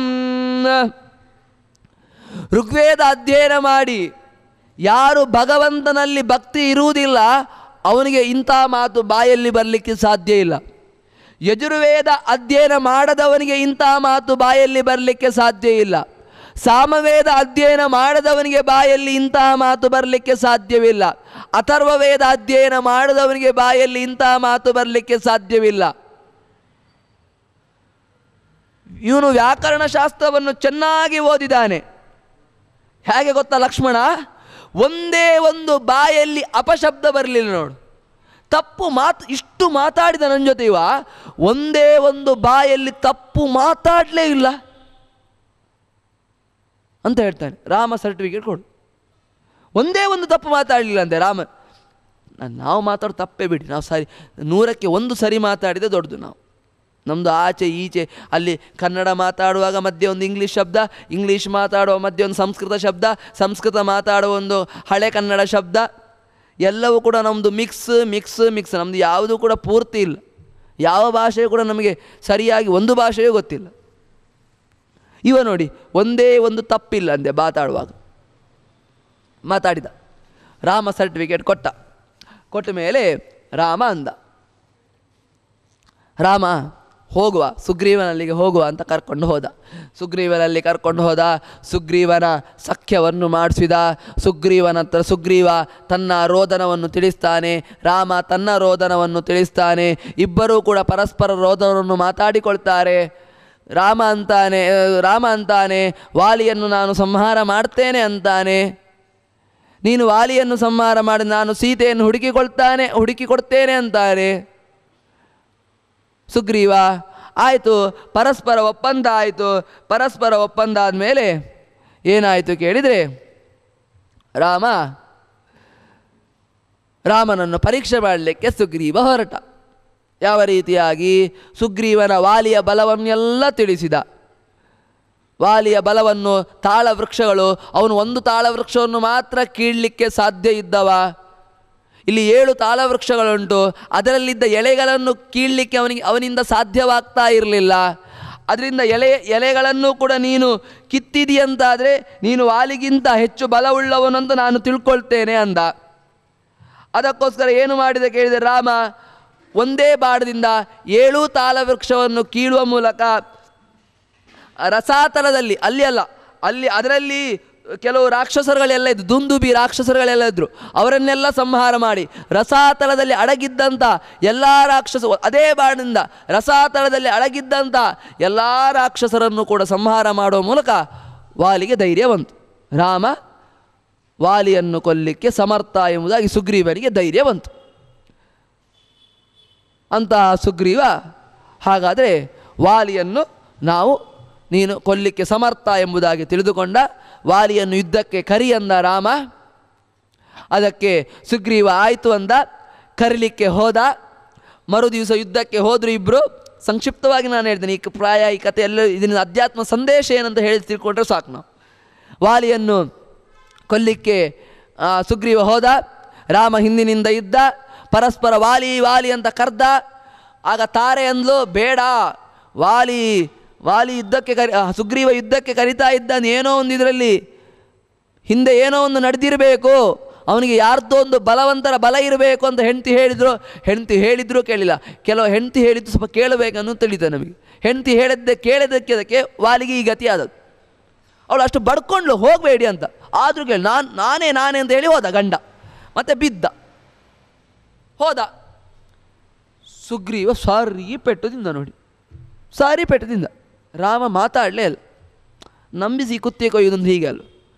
ನಾನು ಇದು ಸಪೋರ್ಟ್ ಕೊಡ್ತೇನೆ ಹೇಳಿ ರಾಮ ಸಪೋರ್ಟ್ ಕೊಡಲೇ ಇಲ್ಲ. ಮೇಲ್ನೋಟಕ್ಕೆ ನೋಡುವಾಗ ರಾಮ ನಂಬಿಸಿ ಕುತ್ತಿಗೆ ಕೊಯ್ದ ಅಂತ ತೋರ್ತೇನೆ ನಮಗೆ. ಅಲ್ಲ, ಮೇಲ್ನೋಟಕ್ಕೆ ರಾಮಾಯಣ ನೋಡುವಾಗ ಹೀಗೆ ತೋರ್ತೇನೆ ನಮಗೆ. ಮಧ್ವ ರಾಮಾಯಣ ಇಲ್ಲದಿದ್ದರೆ ಉಂಟಲ್ವಾ, ಅಧೋಗತಿ. ಮತ್ತೆ ಅಧೋಗತಿ ಇದ್ದೇ ಏನೇನೋ ಬರೀತಾರೆ ರಾಮಾಯಣದ ಬಗ್ಗೆ, ಇಲ್ಲ ಸಲ್ಲದ್ದೆಲ್ಲ ಬರೀತಾರೆ. ಇನ್ನು ಮಧ್ವ ರಾಮಾಯಣ ಇಲ್ಲದಿದ್ದರೆ ನಾವು ಕೂಡ ಹಾಗೆ ಹೇಳ್ತಿದ್ವಿ ರಾಮಾಯಣಕ್ಕೆ. ಅವ ಸೀದಾ ಪೆಟ್ಟು ತಿಂದು ಹೋದ. ಸುಗ್ರೀವ ಅಲ್ಲ, ನಿಂಗೆ ಆಗೋದಿಲ್ಲ ಹೇಳಬೇಕಾ ಬೇಡವಾ ಅಂತ ರಾಮನಿಗೆ ಪ್ರಶ್ನೆ ಉಂಟು. ಆಗೋದಿಲ್ಲ ಹೇಳಬೇಕಿತ್ತು. ಸುಮ್ಮನೆ ಹಂಗೆ ಅಲ್ಲಿ ಹೋಗಿ ಪೆಟ್ಟು ತಿಂದು ಬರಬೇಕಾ? ಇದು ಬೇಕಾ ನನಗೆ? ನೀನು ಯಾಕೆ ನಂಬಿ ಮೋಸ ಮಾಡೋದು? ಯಾಕೆ ನೀನು ಅವನು ಕೊಲ್ತೇನೆ ಹೇಳಿದ್ದೆ, ಹೌದಾ ಅಲ್ವಾ? ಮತ್ತು ಯಾಕೆ ಕೊಲ್ಲಿಲ್ಲ ನೀನು? ಆಯಿತು ಸುಗ್ರೀವ, ಮಾತಾಡಿ ಆಯಿತಾ? ಮಾತಾಡಿ ಆಯಿತು. ನೋಡು, ತುಂಬ ದಣಿದಿದ್ದಿ. ಆದರೂ ಒಂದು ಮಾತು ಹೇಳ್ತೇನೆ, ನನಗೆ ನೀನು ಯಾರು ಸುಗ್ರೀವ ಯಾರನ್ನು ಗೊತ್ತಾಗಲಿಲ್ಲ ನೋಡಿ. ಇಬ್ಬರು ಒಂದೇ ಥರ ಯುದ್ಧ ಮಾಡುವಾಗ ನೀನು ಯಾರವನ ಗೊತ್ತಾಗಲಿಲ್ಲ, ಅದಕ್ಕೆ ನಾನು ಕೊಲ್ಲಲಿಲ್ಲ ಅಂದ. ಅದಕ್ಕೆ ನಾನು ಏನು ಮಾಡಬೇಕಂತ ಅದಕ್ಕೊಂದು ಮಾಲೆ ಹಾಕು ಅಂದ. ಮಾಲೆ ಹಾಕಿದ. ಯಾರು ಮಾಲೆ ಹಾಕಿದ್ದು? ವಾಲ್ಮೀಕಿ ರಾಮಾಯಣದ ಪ್ರಕಾರ ಲಕ್ಷ್ಮಣ ಮಾಲೆ ಹಾಕಿತ್ತು. ಮಧ್ವ ರಾಮಾಯಣದ ಪ್ರಕಾರ ಹನುಮ ಮಾಲೆ ಹಾಕಿತ್ತು. ಈಗ ಮಾಲೆ ಹಾಕಿದ್ದು ಯಾರನ್ನು ಸಮಸ್ಯೆ. ಆಚಾರ್ಯ ಮಧ್ವರು ತಿಳಿಸ್ತಾರೆ, ಹನುಮ ಸುಗ್ರೀವನ ಕೊರಳಿಗೆ ಮಾಲೆ ಹಾಕಿದ ಅಂತ ಆಚಾರ್ಯರು ತಿಳಿಸ್ತಾರೆ. ವಾಲ್ಮೀಕಿ ರಾಮಾಯಣ ತಿಳಿಸ್ತದೆ ಲಕ್ಷ್ಮಣ ಮಾಲೆ ಹಾಕಿದ ಅಂತ ತಿಳಿಸ್ತದೆ. ಇದು ಕೂಡಿಸುವುದು ಹೇಗೆ? ಒಂದು ವಾಲ್ಮೀಕಿಗಳನ್ನು ಬಿಡಬೇಕು, ಒಂದು ಮಧ್ವರನ್ನು ಬಿಡಬೇಕು. ಮಧ್ವರನ್ನು ಬಿಡಲಿಕ್ಕೆ ಸಾಧ್ಯ ಇಲ್ಲ, ಯಾಕಂದರೆ ಮಧ್ವಾಚಾರ್ಯರು ಹನುಮನಾಗಿದ್ದಾಗ ನೋಡಿದವರು. ಮಧ್ವಾಚಾರ್ಯರೇ ಹನುಮನೇ ಮಧ್ವರಾಗಿ ಬಂದದ್ದು. ಹನುಮನಾಗಿದ್ದಾಗ ತಾನು ಏನು ಮಾಡಿದೆ ಅನ್ನೋದು ಮಧ್ವಾಚಾರ್ಯರಿಗೆ ಗೊತ್ತುಂಟು ಪೂರ್ತಿಯಾಗಿ. ಅವರು ಸುಳ್ಳು ಹೇಳಲಿಕ್ಕೆ ಸಾಧ್ಯ ಇಲ್ಲ. ಹಾಗಾದರೆ ವಾಲ್ಮೀಕಿಗಳು ಸುಳ್ಳು ಹೇಳಿದ್ರಾ? ವಾಲ್ಮೀಕಿಗಳು ಯಾಕೆ ಹೀಗೆ ಹೇಳಿದ್ರು ಲಕ್ಷ್ಮಣ ಹಾಕಿದ ಅಂತ ಪ್ರಶ್ನೆ ಬರ್ತಿದೆ. ಅಲ್ಲಿ ಲಕ್ಷ್ಮಣ ಶಬ್ದಕ್ಕೆ ಅರ್ಥ ಏನು ಕೇಳಿದೆ? ಲಕ್ಷಣ ಭರಿತನಾದವನು ಲಕ್ಷ್ಮಣ ಅಂತ. ತುಂಬ ಲಕ್ಷಣ ಸಂಪನ್ನನಾಗಿ ಯಾರು ಕೂತ್ಕೊಂಡಿರ್ತಾನೆ ಅವನು ಲಕ್ಷ್ಮಣ. ಈ ಲಕ್ಷ್ಮಣನಕ್ಕಿಂತ ಲಕ್ಷಣ ಯಾರು ಕೇಳಿದೆ? ಹನುಮ. ಲಕ್ಷ್ಮಣ ಲಕ್ಷಣ ಭರಿತನಾದವನು ಹೌದು, ಆದರೆ ಅವ ಪೂರ್ತಿ ಲಕ್ಷಣ ಭರಿತನಾದವನಲ್ಲ. ಪೂರ್ತಿ ಲಕ್ಷಣ ಭರಿತನಾದವನು ಯಾರು ಕೇಳಿದೆ? ಹನುಮಂತ. ವಾಲ್ಮೀಕಿ ರಾಮಾಯಣ ಹೇಳಿದ್ದು ಹೌದು, ಲಕ್ಷ್ಮಣ ಹಾಕಿದ್ದು ಯಾರು? ಲಕ್ಷ್ಮಣ. ಅಲ್ಲಿ ಲಕ್ಷ್ಮಣ ಅಂತ ಪ್ರಯೋಗ ಮಾಡಿದ್ದು ಈ ಲಕ್ಷ್ಮಣನ್ ರಾಮನ ತಮ್ಮನಾದ ಲಕ್ಷ್ಮಣನಲ್ಲ, ಹನುಮಂತನನ್ನೇ ಲಕ್ಷ್ಮಣ ಎಂಬ ಪದದಿಂದ ಪ್ರಯೋಗ ಮಾಡಿದ್ದು. ಹನುಮನನ್ನೇ ಲಕ್ಷ್ಮಣ ಎಂಬ ಪದದಿಂದ ಹನುಮನನ್ನೇ ಲಕ್ಷ್ಮಣ ಎಂಬ ಪದದಿಂದ ಪ್ರಯೋಗ ಮಾಡಿದ್ದು ಹೊರತು ರಾಮನ ತಮ್ಮನಾದ ಲಕ್ಷ್ಮಣನನ್ನು ಲಕ್ಷ್ಮಣ ಅಂತ ಹೇಳಿದ್ದಲ್ಲ. ಆದ್ದರಿಂದ ಹನುಮಂತನೇ ಸುಗ್ರೀವನ ಕೊರಳಿಗೆ ಮಾಲೆ ಹಾಕಿದ್ದು. ಯಾವಾಗ ಹನುಮ ಮಾಲೆ ಹಾಕಿದ್ನೋ ಆವಾಗ ಭಗವಂತ ವಾಲಿಯನ್ನು ಸಂಹಾರ ಮಾಡಿದ. ಹನುಮನ ಮಾಲೆ ನಮಗೆ ಬಿದ್ದರೆ, ವಾಯುದೇವರ ಮಾಲೆ ನಮಗೆ ಬಿದ್ದರೆ ನಮ್ಮನ್ನು ದೇವರು ಕಾಪಾಡ್ತಾನೆ ಎಂಬ ಸಂದೇಶವನ್ನು ಕೊಡ್ತಾ ಇದ್ದಾನೆ. ವಾಯುದೇವರ ಮಾಲೆ ಅಂದರೆ ಯಾವುದು? ಮುಖ್ಯ ಪ್ರಾಣದೇವರಿಗೆ ಹೋಗಿ ಒಂದು ಮಾಲೆ ಹಾಕಿ ಆ ಮಾಲೆಯನ್ನು ನಾವು ಹಾಕೊಳ್ಳೋದಲ್ಲ. ಉಡುಪಿಯ ಮುಖ್ಯ ಪ್ರಾಣಿ ಒಂದು ಮಾಲೆಯನ್ನು ಕೊಟ್ಟು ಆ ನಿರ್ಮಾಲ್ಯವನ್ನು ನಾವು ಹಾಕೊಂಡ್ರೆ ವಾಯುದೇವರ ಮಾಲೆ ಹಾಕೊಂಡ್ವಿ, ನಮಗೆ ಇನ್ನು ದೇವರು ರಕ್ಷಣೆ ಮಾಡ್ತಾನೆ ಹೇಳಿದರೆ ದೇವರು ರಕ್ಷಣೆ ಮಾಡುವುದಿಲ್ಲ. ವಾಯುದೇವರ ಮಾಲೆ ಅಂದರೆ ಯಾವುದು? ವಾಯುದೇವರ ಮಾಲೆ ಅಂದರೆ ವಾಯುದೇವರ ಶಾಸ್ತ್ರವಾದಂಥ ಆಚಾರ್ಯ ಮಧ್ವರ ಶಾಸ್ತ್ರವಾದಂಥ ದ್ವೈತ ಸಿದ್ಧಾಂತ, ಆಚಾರ್ಯ ಮಧ್ವರ ಸಿದ್ಧಾಂತವನ್ನು ಯಾರು ಮಾಲೆಯನ್ನಾಗಿ ಧರಿಸಿಕೊಳ್ತಾರೆ ಅವರನ್ನು ಭಗವಂತ ಕಾಪಿಡ್ತಾನೆ. ಮಧ್ವಾಚಾರ್ಯರ ಶಾಸ್ತ್ರವನ್ನು ಯಾರು ಓದ್ತಾರೆ, ಮಧ್ವಾಚಾರ್ಯ ಶಾಸ್ತ್ರವನ್ನು ಯಾರು ಪೂರ್ತಿಯಾಗಿ ನಂಬ್ತಾರೆ ಅವರನ್ನು ವಾಯುದೇವರು ಕಾಪಾಡ್ತಾರೆ, ವಾಯುದೇವರು ಎತ್ತರಕ್ಕೆ ಕೊಂಡೊಯ್ತಾರೆ ಎನ್ನುವ ಸಂದೇಶವನ್ನು ಹನುಮ ಮಾಲೆ ಹಾಕುವ ಮೂಲಕ ನಮಗೆ ತೋರಿಸ್ತಾ. ಆದ್ದರಿಂದ ಆಚಾರ್ಯ ಮಧ್ವರ ಶಾಸ್ತ್ರವನ್ನು ಚೂರಾದರು ದ್ವಾದಶ ಸ್ತೋತ್ರ ಇಂಥದ್ದನ್ನು ದಿವಸಕ್ಕೆ ನಾವು ಓದಬೇಕು. ಅದು ಮಧ್ವಾಚಾರ್ಯರ ಶಾಸ್ತ್ರವನ್ನು ಕೊರಳಲ್ಲಿ ಹಾಕೊಂಡಂತೆ. ಆ ದ್ವಾದಶ ಸ್ತೋತ್ರ ಇನ್ಯಾವುದಾದ್ರೂ ಕಂದುಕ ಸ್ತುತಿ, ಮಧ್ವ ವಿಜಯಾದಿ ಪ್ರವಚನ ಕತೆ ಕೇಳುವಂಥದ್ದು, ಆ ಕತೆ ಓದುವಂಥದ್ದು, ಮಹಾಭಾರತ ತಾತ್ಪರ್ಯ ನಿರ್ಣಯಾದಿಗಳು ಅಧ್ಯಯನ ಮಾಡುವಂಥದ್ದು, ಅದರ ಕಥೆಯನ್ನು ಕೇಳುವಂಥದ್ದು, ಇದು ಮಧ್ವರ ಶಾಸ್ತ್ರವನ್ನು ಧರಿಸಿಕೊಂಡಂತೆ. ಈ ಮಧ್ವರ ಶಾಸ್ತ್ರವನ್ನು ನೀವು ಧರಿಸಿಕೊಂಡ್ರ ನಿಮ್ಮ ಹಿಂದೆ ಯಾರು ಬರ್ತಾನೆ? ರಾಮಪ್ಪ ಬರ್ತಾನೆ, ರಾಮ ಬರ್ತಾನೆ, ನಿಮ್ಮನ್ನು ಎತ್ತರಕ್ಕೆ ಕೊಂಡೊಯ್ತಾನೆ. ಯಾರು ಅಂದುಕೊಂಡಿರುವುದಿಲ್ಲ. ಅಯೋಧ್ಯೆಗೂ ಕೂಡ ಮಧ್ವಪೀಠಾಧಿಪತಿಗಳು ಒಬ್ಬರು ಪ್ರಧಾನ ಹುದ್ದೆ ಟ್ರಸ್ಟಿನ ಅಧಿಕಾರಿ ಆಗಿರ್ಬೋದು, ಯಾರೂ ಅಂದುಕೊಂಡಿರಲಿಲ್ಲ. ಒಬ್ಬ ಪ್ರಧಾನ ಟ್ರಸ್ಟಿನ ಅಧಿಕಾರಿ ಯಾರು ಕೇಳಿದ್ರಿ ಇವತ್ತು ಅಯೋಧ್ಯೆಗೆ? ಮಧ್ವರ ಶಾಸ್ತ್ರವನ್ನು ಧರಿಸಿಕೊಂಡಂತಹ ವಿಶ್ವಪ್ರಸನ್ನ ತೀರ್ಥ ಶ್ರೀಪಾದರು. ಹಾಗಾದರೆ ಯಾರು ಅಂದುಕೊಡ್ಲಿಕ್ಕೆ ಸಾಧ್ಯ ಇಲ್ಲ. ಬೇಕಾದಷ್ಟು ಜನ ಇದ್ದಾರೆ. ಅಯೋಧ್ಯೆಗೆ ಹೋರಾಡಿದವರು ಇನ್ನೂ ಬೇಕಾದಷ್ಟು ಜನ ಇದ್ದಾರೆ. ಅವರನ್ನು ಎಲ್ಲರನ್ನು ಬಿಟ್ಟು ಮಧ್ವರ ಶಾಸ್ತ್ರವನ್ನು ಅವರಿಗೆ ಏನು ಕೊಟ್ಟಿದ್ದಾರೆ ಕೇಳಿದರೆ, ಪ್ರತಿಷ್ಠಾಪನೆಗೆ ಬೇಕಾದಂಥ ಎಲ್ಲ ಇದನ್ನು ಅವರೇ ಮಾಡಲಿಕ್ಕೆ. ಅದರಿಂದ ಮಧ್ವರ ಶಾಸ್ತ್ರಕ್ಕೆ ಇಷ್ಟು ತಾಕತ್ತುಂಟು. ಮಧ್ವರ ಶಾಸ್ತ್ರವನ್ನು ಧರಿಸಿಕೊಂಡ್ರೆ ಇಷ್ಟು ತಾಕತ್ತುಂಟು ನೋಡಿ. ಆದ್ದರಿಂದ ಸುಗ್ರೀವರಿಗೆ ಹನುಮ ಧರಿಸಿದ ಮಾಲೆಯನ್ನು ಧರಿಸಿದ, ಲಕ್ಷ್ಮಣ ಧರಿಸಿದ್ದಲ್ಲ, ಹನುಮನೇ ಧರಿಸಿದ್ದು. ಹೋದ ಸುಗ್ರೀವ ಯುದ್ಧಕ್ಕೆ, ಪುನಃ ವಾಲಿಯನ್ನು ಕರೆದ. ಪುನಃ ತಾರೆ ಹೇಳ್ತಾಳೆ, ಹೋಗಬೇಡಿ, ಪುನಃ ಯುದ್ಧಕ್ಕೆ ಬಂದರೆ ಏನು ರಾಮ ಅವನಿಂದ ಇದ್ದ ಅಂತ ಭಾರಿ ಸುದ್ದಿ ಉಂಟು ಹಿಂದೆ. ನಾನು ಕೇಳಲ್ಪಟ್ಟಿದ್ದೇನೆ, ರಾಮ ಸುಗ್ರೀವನ ಹಿಂದೆ ನಿಂತಿದ್ದಾನೆ ಎಂಬ ವಿಷಯವನ್ನು ನಾನು ಕೇಳಲ್ಪಟ್ಟಿದ್ದೇನೆ.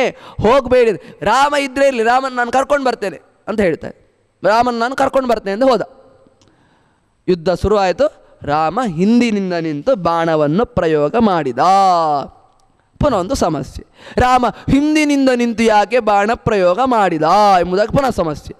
ಯಾರೋ ಬರೆಯೋರು ಬರೆದ್ರು ಪುನಃ ಏನು ವಾಲಿಗೆ ವರ ಇತ್ತಂತೆ, ಅವನ ಎದುರಿಗೆ ಯಾರಾದರೂ ಬಂದರೆ ಅವರ ರಾಮನ ಅರ್ಧ ಶಕ್ತಿ ವಾಲಿಗೆ ಹೋಗ್ತದೆ, ವಾಲಿ ರಾಮನನ್ನು ಸಂಹಾರ ಮಾಡ್ತಾ ಅಂತ ಇವ್ರ ತಲೆ. ಅದೇ ಒಟ್ಟು ಬರೆಯುವುದು, ಏನು ಸಿಕ್ಕಿದ್ರು ಬೈಯುವುದು. ರಾಮ ಯಾಕೆ ಹಿಂದಿನಿಂದ ಸಂಹಾರ ಮಾಡಿದ್ದು? ವಾಲಿ ಯಾರು? ಅದಕ್ಕೆ ರಾಮಾಯಣ ಉತ್ತರ ಕೊಡ್ತಾ ಉಂಟು. ವಾಲಿ ಯಾರು? ಒಂದು ಪ್ರಾಣಿ, ಅಲ್ಲೊಂದು ಪ್ರಾಣಿ ಅಲ್ವ ಅದು, ಮಂಗಾದಿಗಳಲ್ಲೇ ಅಲ್ವಾ. ಪ್ರಾಣಿಯನ್ನು ಸಂಹಾರ ಮಾಡಬೇಕಿದ್ರೆ ಎದರಲ್ಲೇ ಸಂಹಾರ ಬೇಟೆ ಆಡುವಾಗ ಯಾರದು ಬೇಟೆ ಎದರಿಂದ ಆಡ್ತಾರೆ? ಹಿಂದಿಂದ ಬೇಟೆ ಆಡೋದಲ್ವಾ. ಅವ ಒಂದು ಪ್ರಾಣಿ, ಅದಕ್ಕೆ ಹಿಂದಿನಿಂದ ಬೇಟೆ ಆಡಿದ ರಾಮ. ಏನು ತಪ್ಪಿಲ್ಲ. ಬೇಟೆ ಆಡುವಾಗ ಪ್ರಾಣಿಗಳನ್ನು ಎದರಿಂದನೇ ಬೇಟೆ ಆಡಬೇಕಂತಿಲ್ಲ ಅಲ್ವಾ. ಹಿಂದಿನಿಂದನೂ ಬೇಟೆ ಆಡ್ಬೋದಲ್ವಾ, ಅದಕ್ಕೆ ಅವ ಹಿಂದಿನಿಂದ ಬೇಟೆ ಆಡಿದ, ವಾಲಿಯನ್ನು ಸಂಹಾರ ಮಾಡಿದ. ಅಲ್ಲ, ಇನ್ನೊಂದು ಹಿಂದಿನಿಂದ ಯಾಕೆ ಮಾಡಿದ ಕೇಳಿದರೆ, ಎದುರಿಗೆ ಬಂದ ಇನ್ನೊಂದು ಸಂದೇಶವನ್ನು ಆಚಾರ್ಯ ಮಧ್ವರು ಕೊಡ್ತಾರೆ. ಒಂದು ವೇಳೆ ಎದುರಿಗೆ ಬಂದಿದ್ರೆ ಉಂಟಲ್ವಾ, ಇವ ಭಕ್ತೋ ಮಮೈಷ, ಈ ವಾಲಿಯು ಕೂಡ ಅವ ಸಾಕ್ಷಾತ್ ಇಂದ್ರ, ಎದುರಿಗೆ ಬಂದಿದ್ರೆ ರಾಮನ ಕಾಲಿಡಿತಾರೆ. ರಾಮ ಯಾರು ಒಮ್ಮೆ ರಾಮನ ಕಾಲಿಡ್ತಾರೆ ಅವರನ್ನು ರಾಮ ಸಂಹಾರ ಮಾಡುವುದಿಲ್ಲ, ಅದು ರಾಮನ ಪ್ರತಿಜ್ಞೆ. ಈ ವಾಲಿ ರಾಮನ ಕಾಲಿಡಿದಂತಾದರೆ ಸುಗ್ರೀವನಿಗೆ ಮಾತು ಕೊಟ್ಟಿದ್ದಾನೆ, ನಾನು ವಾಲಿಯನ್ನು ಕೊಲ್ತೇನೆ ಅಂತ ಮಾತು ಕೊಟ್ಟಾಗಿದೆ. ಮತ್ತು ವಾಲಿ ತಪ್ಪು ಮಾಡಿದ್ದಾನೆ, ಹೆಂಡತಿಯನ್ನು ಸುಗ್ರೀವನ ಹೆಂಡತಿಯನ್ನು ಇಟ್ಕೊಂಡಿದ್ದಾನೆ. ರಾವಣ ಮಾಡಿದ ತಪ್ಪು ಅದೇ, ಇವನು ಮಾಡಿದ ತಪ್ಪು ಅದೇ, ಹೆಂಡತಿಯನ್ನು ಇಟ್ಕೊಂಡಿದ್ದಾನೆ. ಈ ಕಾರಣಕ್ಕೆ ಏನು ಕೇಳಿದರೆ, ಎದುರಿಗೆ ಬಂದ ಅಂದರೆ ಕಾಲಿಗೆ ಬಿದ್ದ ಅಂತ ಆದರೆ ವಾಲಿಯನ್ನು ಸಂಹಾರ ಮಾಡಲಿಕ್ಕೆ ಆಗುವುದಿಲ್ಲ. ಸುಗ್ರೀವನಿಗೆ ಕೊಟ್ಟ ಮಾತು ಬಿಡಿಸಬೇಕಾಗ್ತದೆ, ಸುಗ್ರೀವನಿಗೆ ಕೊಟ್ಟ ಮಾತು ಉಳಿಸಬೇಕೀಗ, ವಾಲಿಯನ್ನು ಸಂಹಾರ ಮಾಡಬೇಕು. ಅದಕ್ಕೆ ಎದುರಿಗೆ ಬರಲಿಲ್ಲ ರಾಮ, ಹಿಂದಿನಿಂದ ನಿಂತು ವಾಲಿಯನ್ನು ಕೊಂದ. ಮೊದಲಿಗೆ ಯಾಕೆ ಕೊಳ್ಳಿಲ್ಲ ಕೇಳಿದರೆ, ಅದನ್ನು ಮೊದಲೇ ಮಾಡ್ಬೋದಿತ್ತಲ್ವ ಕೇಳಿದರೆ, ಒಂದು ಹನುಮ ಮಾಲೆ ಹಾಕಲಿಲ್ಲ, ಇನ್ನೊಂದು ಅಣ್ಣ ತಮ್ಮಂದಿರ ಮಧ್ಯೆ ಗಲಾಟೆ ಆದರೆ ಮೂರನೇ ವ್ಯಕ್ತಿ ಅದಕ್ಕೆ ಭಾಗಿಯಾಗಬಾರ್ದು. ಈ ಸಂದೇಶವನ್ನು ರಾಮ ತೋರಿಸ್ತಾ ಇದ್ದಾನೆ. ಅಣ್ಣ ತಮ್ಮಂದಿರ ಗಲಾಟೆ ಮಾಡ್ತಾ ಇರ್ತಾನೆ, ಪಕ್ಕದ ಮನೆಯವ ಬಂದು ಹೊಡ್ಕೊಳ್ಳಿ ಅಂತ ಹೇಳಲಿಕ್ಕಿಲ್ಲ. ನಾವೆಲ್ಲ ಹಾಗೆ ನೋಡಿ, ನೀವು ಅಣ್ಣ ತಮ್ಮಂದಿರ ಗಲಾಟೆ, ಅದಕ್ಕೆ ಬೇಕಾದ್ರೆ ಉಪ್ಪು ಹುಳಿ ಹಿಂಡಿದ್ದೇವೆ, ಬೇಕಾದ್ರೆ ಇನ್ನು ಇರಲಿ, ನಂದು ಸ್ವಲ್ಪ ಇರಲಿ ಅಂತ. ಅವನ ಮನೆಗೆ ಹೋಗೋದು, ಇವನ ಮನೆಗೆ ಹೋಗೋದು, ಇಬ್ಬರು ಮನೆಗೆ ಹೋಗೋದು, ಇವ ಬೇಳೆ ಬೇಯಿಸ್ಕೊಳ್ಳೋದು, ಇಬ್ಬರು ಮನೆಗೆ ಹೋಗಿ. ರಾಮ ಇದನ್ನು ಮಾಡಲಿಲ್ಲ. ಅಣ್ಣ ತಮ್ಮಂದಿರೀಗ ಒಮ್ಮೆ ಅಣ್ಣ ಸತ್ತ ಅಂತಾದರೆ ಮತ್ತೆ ಸುಗ್ರೀವ ಬಂದು ಅಯ್ಯೋ ನನ್ನ ಅಣ್ಣನನ್ನು ಯಾಕೆ ಕೊಂದ್ಯಪ್ಪ ಅಂತ ಬೊಬ್ಬೆ ಹೊಡೆದ್ರೆ ಹೇಳಲಿಕ್ಕಿಲ್ಲ. ಅಣ್ಣ ತಮ್ಮಂದಿರ ದ್ವೇಷ ಕೆಲವೊಮ್ಮೆ ಅವನು ಸತ್ತಾಗ ಹೋಗ್ಬೋದಲ್ವಾ, ಹೋಗ್ಲಿಕ್ಕೆ ಉಂಟು, ಹೋಗ್ತದೆ ಕೆಲವ್ರದ್ದು. ಅದಕ್ಕೋಸ್ಕರ ಆ ರೀತಿಯಾಗಿ ಆಗಬಾರ್ದು. ಇವ ಮತ್ತೆ ಸುಗ್ರೀವ ಕಾಲು ಹಿಡ್ದ ಅಂತಾದರೆ ಏನು ಮಾಡೋದು? ಅದು ಅವನಿಗೆ ಗಟ್ಟಿ ಕೊಲ್ಲೇಬೇಕಂತ ಗಟ್ಟಿ ಹೇಳಿದ ಮೇಲೆ ಮತ್ತೆ ಕೆಲಸ ಮಾಡುವಂತ ಮೊದಲ ಬಾರಿ ಬಿಟ್ಟ. ಎರಡನೇ ಬಾಲಿಗೂ ನೋಡಿ, ಮತ್ತೆ ಕೊಂದ್ಮೇಲೆ ಪುನಃ ಸುಗ್ರೀವನ್ನು ಅಳ್ತಾನೆ, ಅಯ್ಯೋ ವಾಲಿ ಸತ್ಯ ಅಂತ ಅಳ್ತಾರೆ. ವಾಲಿಯನ್ನು ಕೊಂದ ತಕ್ಷಣ ರಾಮ ವಾಲಿ ಎದುರಿಗೆ ಬಂದ. ವಾಲಿ ಹತ್ರ ಕೇಳ್ತಾನೆ, ವಾಲಿ ನೋಡಿ, ವಾಲಿ ಬದುಕ್ತೀಯಾ? ವಾಲಿ ಅಂತಾನೆ, ಬೇಡ ರಾಮ, ನಿನ್ನ ಕೈಯಿಂದ ಸತ್ತೆ, ಇನ್ನು ಯಾಕೆ ನಾನು ಬದುಕುದು ಅಂದವ. ಏನು ಬೇಡ ನನಗೆ, ಎಲ್ಲ ರಾಜ್ಯವನ್ನು ರಾಮನಿಗೆ ಒಪ್ಪಿಸಿ, ರಾಮದನ್ನು ಸುಗ್ರೀವ ರಾಮನಿಗೆ ಒಪ್ಪಿಸಿ ತನ್ನ ಪ್ರಾಣವನ್ನು ಬಿಟ್ಟ. ರಾಮನ ಎದುರಿಗೆ ತನ್ನ ಪ್ರಾಣವನ್ನು ಬಿಟ್ಟ. ವಾಲಿ ಹತ್ರ ಸ್ವತಃ ರಾಮನೇ ಹೋಗಿ ಈ ಬಾಣವನ್ನು ನಾನು ತೆಗೆದು ನಿನ್ನನ್ನು ರಕ್ಷಿಸ್ತೇನೆ ಅಂತ ಹೇಳಿದರೂ ಕೂಡ ವಾಲಿ ಹೇಳ್ತಾನೆ ಬೇಡ. ಹಾಗಾದರೆ ರಾಮ ಕೆಟ್ಟವನ? ರಾಮನಿಗೆ ಏನಾದರೂ ದ್ವೇಷ ಉಂಟಾ? ಯಾವ ದುರುದ್ದೇಶವೂ ಇಲ್ಲ. ರಾಮ ವಾಲಿ ಹತ್ರ ಕೇಳಿಯೂ ಕೂಡ ವಾಲಿ ಬೇಡ ಅಂದ. ಆದಮೇಲೆ ವಾಲಿ ರಾಮನ ಎದುರಿಗೆ ಎಲ್ಲವನ್ನು ಕೂಡ ಹೆಂಡತಿ ಮಕ್ಕಳನ್ನೆಲ್ಲ ರಾಮನಿಗೆ ಒಪ್ಪಿಸಿ ತನ್ನ ಪ್ರಾಣವನ್ನು ಬಿಟ್ಟ. ಆದ್ದರಿಂದ ದೇವರು ಹಿಂದಿನಿಂದ ಕೊಂದದ್ದು ತಪ್ಪಲ್ಲ. ಒಂದು ಅಧ್ಯಾತ್ಮ ಸಂದೇಶ ಏನು ಕೇಳಿದರೆ, ವಾಲಿಯನ್ನು ಕೊಲ್ಲುವ ಮೂಲಕ ದೇವರು ಯಾವುದನ್ನು ಕೂಡ ಎದುರಿಗೆ ಬಂದು ಮಾಡುವುದಿಲ್ಲ. ಎಲ್ಲವನ್ನು ಕೂಡ ಹಿಂದಿನಿಂದ ಪರದೆ ಹಿಂದೆ ನಿಂತೇ ಮಾಡೋದು. ನೋಡಿ, ನಾಟಕ ಬರೆಯುವವ ಎದುರಿಗೆ ಬರುವುದಿಲ್ಲ, ಪರದೆ ಹಿಂದೆ ನಿಂತು ಎಲ್ಲರಿಂದ ಆಟ ಆಡಿಸ್ತಾನೆ ಅಲ್ವಾ. ಈಗ ನಾವೊಂದು ಪಾತ್ರಧಾರಿಗಳಂತಾದರೆ ನಮಗೆ ಪಾತ್ರ ಬರೆದು ಕೊಡುವವ ಎದುರಿಗೆ ಬರುವುದಿಲ್ಲ, ಹಿಂದಿನಿಂದ ನಿಂತು ನಮ್ಮಿಂದ ಆಟ ಆಡಿಸ್ತಾನೆ. ಅದೇ ರೀತಿಯಾಗಿ ದೇವರು ಎದುರಿಗೆ ಬರುವುದಿಲ್ಲ, ಎಲ್ಲವನ್ನು ಕೂಡ ಹಿಂದಿನಿಂದ ನಿಂತು ಮಾಡ್ತಾರೆ. ನೋಡಿ, ಎಲ್ಲವನ್ನು ಕೂಡ ಏನೋ ಭಾರಿ ಅವಮಾನ ಆಗಿರ್ತವೆ, ನನಗೆ ಇನ್ನು ಏನೂ ಆಗೋದಿಲ್ಲ ಅಂತ ನಾವು ಅಂದುಕೊಳ್ತಿರ್ತೇವೆ. ಹಿಂದಿನಿಂದ ನಮಗೇನೋ ಅನುಗ್ರಹ ಎದುರಿಗೆ ಬರೋದಿಲ್ಲ, ಹಿಂದಿನಿಂದ ಎಲ್ಲವನ್ನು ಮಾಡಿರ್ತಾ ಇರ್ತಾನೆ. ಒಂದು ತೆಂಗಿನ ಮರ ಇರ್ತದೆ ನೋಡಿ, ತೆಂಗಿನ ಮರ, ಅದಕ್ಕೆ ಕೊಳಚೆ ನೀರನ್ನು ಬಿಡುವುದು, ಆದರೆ ಅದರಲ್ಲಿ ಬರುವ ಎಳ್ನೀರು ಭಾರೀ ಸಿಹಿಯಾಗಿರ್ತದೆ. ಯಾರು ಸಿಹಿ ಮಾಡುವುದು? ಅದಕ್ಕೆ ಬಿಡುವುದು ಕೊಳಚೆ ನೀರು, ಅದರ ಮೇಲಿರುವ ನೀರು ಸಿಹಿ ನೀರು. ಹೇಗೆ ಸಾಧ್ಯ? ಭಾರಿ ಆಶ್ಚರ್ಯ. ಯಾರು ಮಾಡೋದು? ದೇವರು ಎದುರಿಗೆ ತೋರುವುದಿಲ್ಲ, ಹಿಂದಿನಿಂದ ಬರ್ತಾನೆ. ಎಲ್ಲವನ್ನು ಕೂಡ ದೇವರು ಹಿಂದಿನಿಂದನೇ ಮಾಡುವುದು, ಎದುರಿಗೆ ಬಂದು ಯಾವುದು ಮಾಡುವುದಿಲ್ಲ. ನೋಡಿ, ನೀವು ದೇವರನ್ನು ವಿಶ್ಲೇಷಣೆ ಮಾಡಿ, ಯಾವುದಾದ್ರು ಎದುರಿಂದ ಬಂದು ಮಾಡ್ತಾನವ? ಎಲ್ಲ ಹಿಂದಿನಿಂದ ಮಾಡ್ತಾ ಇರ್ತಾನೆ. ನಮಗೆ ಅನುಗ್ರಹ ಎಲ್ಲವನ್ನು ಕೂಡ ಹಿಂದಿನಿಂದ ಮಾಡುದು. ಅದರಿಂದ ವಾಲಿಯನ್ನು ಹಿಂದಿನಿಂದ ಕೊಲ್ಲುವ ಮೂಲಕ ನಾನು ಎಲ್ಲವನ್ನು ಕೂಡ ಹಿಂದಿನಿಂದ ಮಾಡ್ತೇನೆ, ಎದುರಿಗೆ ಬಂದು ಯಾವುದನ್ನೂ ಕೂಡ ಮಾಡುವುದಿಲ್ಲ ಎಂಬುದಾಗಿ ಆ ವಾಲಿಯನ್ನು ಸಂಹಾರ ಮಾಡುವ ಮೂಲಕ ತೋರಿಸ್ತಾನೆ. ಇನ್ನು ಸುಮಾರಾಗಿ ಕಿಷ್ಕಿಂಧ ಸ್ವಲ್ಪ ಇನ್ನು ಬಾಕಿ ಉಂಟು. ಅದನ್ನು ಮುಗಿಸಿ ನಾಳೆ ನಾವು ಸುಂದರಕಾಂಡ ಮುಗಿಸಿ ಗುರುವಾರ, ಶುಕ್ರವಾರ ಯುದ್ಧಕಾಂಡವನ್ನು ಶುಕ್ರವಾರ, ಉತ್ತರಕಾಂಡವನ್ನು ಶನಿವಾರ, 3 ದಿವಸ. ನಾಳೆ ಸ್ವಲ್ಪ ಕಿಷ್ಕಿಂಧ ಇನ್ನು ಸ್ವಲ್ಪ ಬಾಕಿ ಉಂಟು, ಅದನ್ನು ಮುಗಿಸಿ ಸುಂದರಕಾಂಡ ನಾಳೆ ಮುಗೀತದೋ ಇಲ್ಲೋ ಗೊತ್ತಿಲ್ಲ. ಯಾಕಂದರೆ ಅಷ್ಟು ವ್ಯಾಪ್ತಿಯಲ್ಲಿ ಹನುಮನ ಇಡೀ ನೈಜ ಸ್ವರೂಪ ಗೊತ್ತಾಗುವುದೇ ನಮಗೆ ಸುಂದರಕಾಂಡದಲ್ಲಿ. ಅವನ ಇಡೀ ಸ್ವರೂಪ, ಇಡೀ ರಾಮಾಯಣದಲ್ಲಿ ಹನುಮನ ಪಾತ್ರ ಗೊತ್ತಾಗೋದೇ ಸುಂದರಕಾಂಡ. ವಾಲ್ಮೀಕಿ ರಾಮಾಯಣ ಚೆನ್ನಾಗಿ ವರ್ಣಿಸ್ತದೆ. ಅಷ್ಟು ನಾವು ಹೇಳ್ತಾ ಕೂತ್ಕೊಂಡ್ರೆ ನಿಜವಾಗಿ ಸುಂದರಕಾಂಡಕ್ಕೆ ಒಂದು 8, 9, 10, 11 ಗಂಟೆ ಬೇಕಾಗ್ತದೆ. ಅದರಿಂದ ಸಂಕ್ಷಿಪ್ತವಾಗಿ ನೋಡೋಣ ಅಂತ ಹೇಳ್ತಾ ಇಂದಿನ ಪ್ರವಚನ ಮುಕ್ತಾಯಗೊಳಿಸುತ್ತಾ ನಾಳೆ ಸಂಜೆ ಪುನಃ 5:30 ಗಂಟೆಗೆ ಭೇಟಿಯಾಗೋಣ. ಶ್ರೀಕೃಷ್ಣ.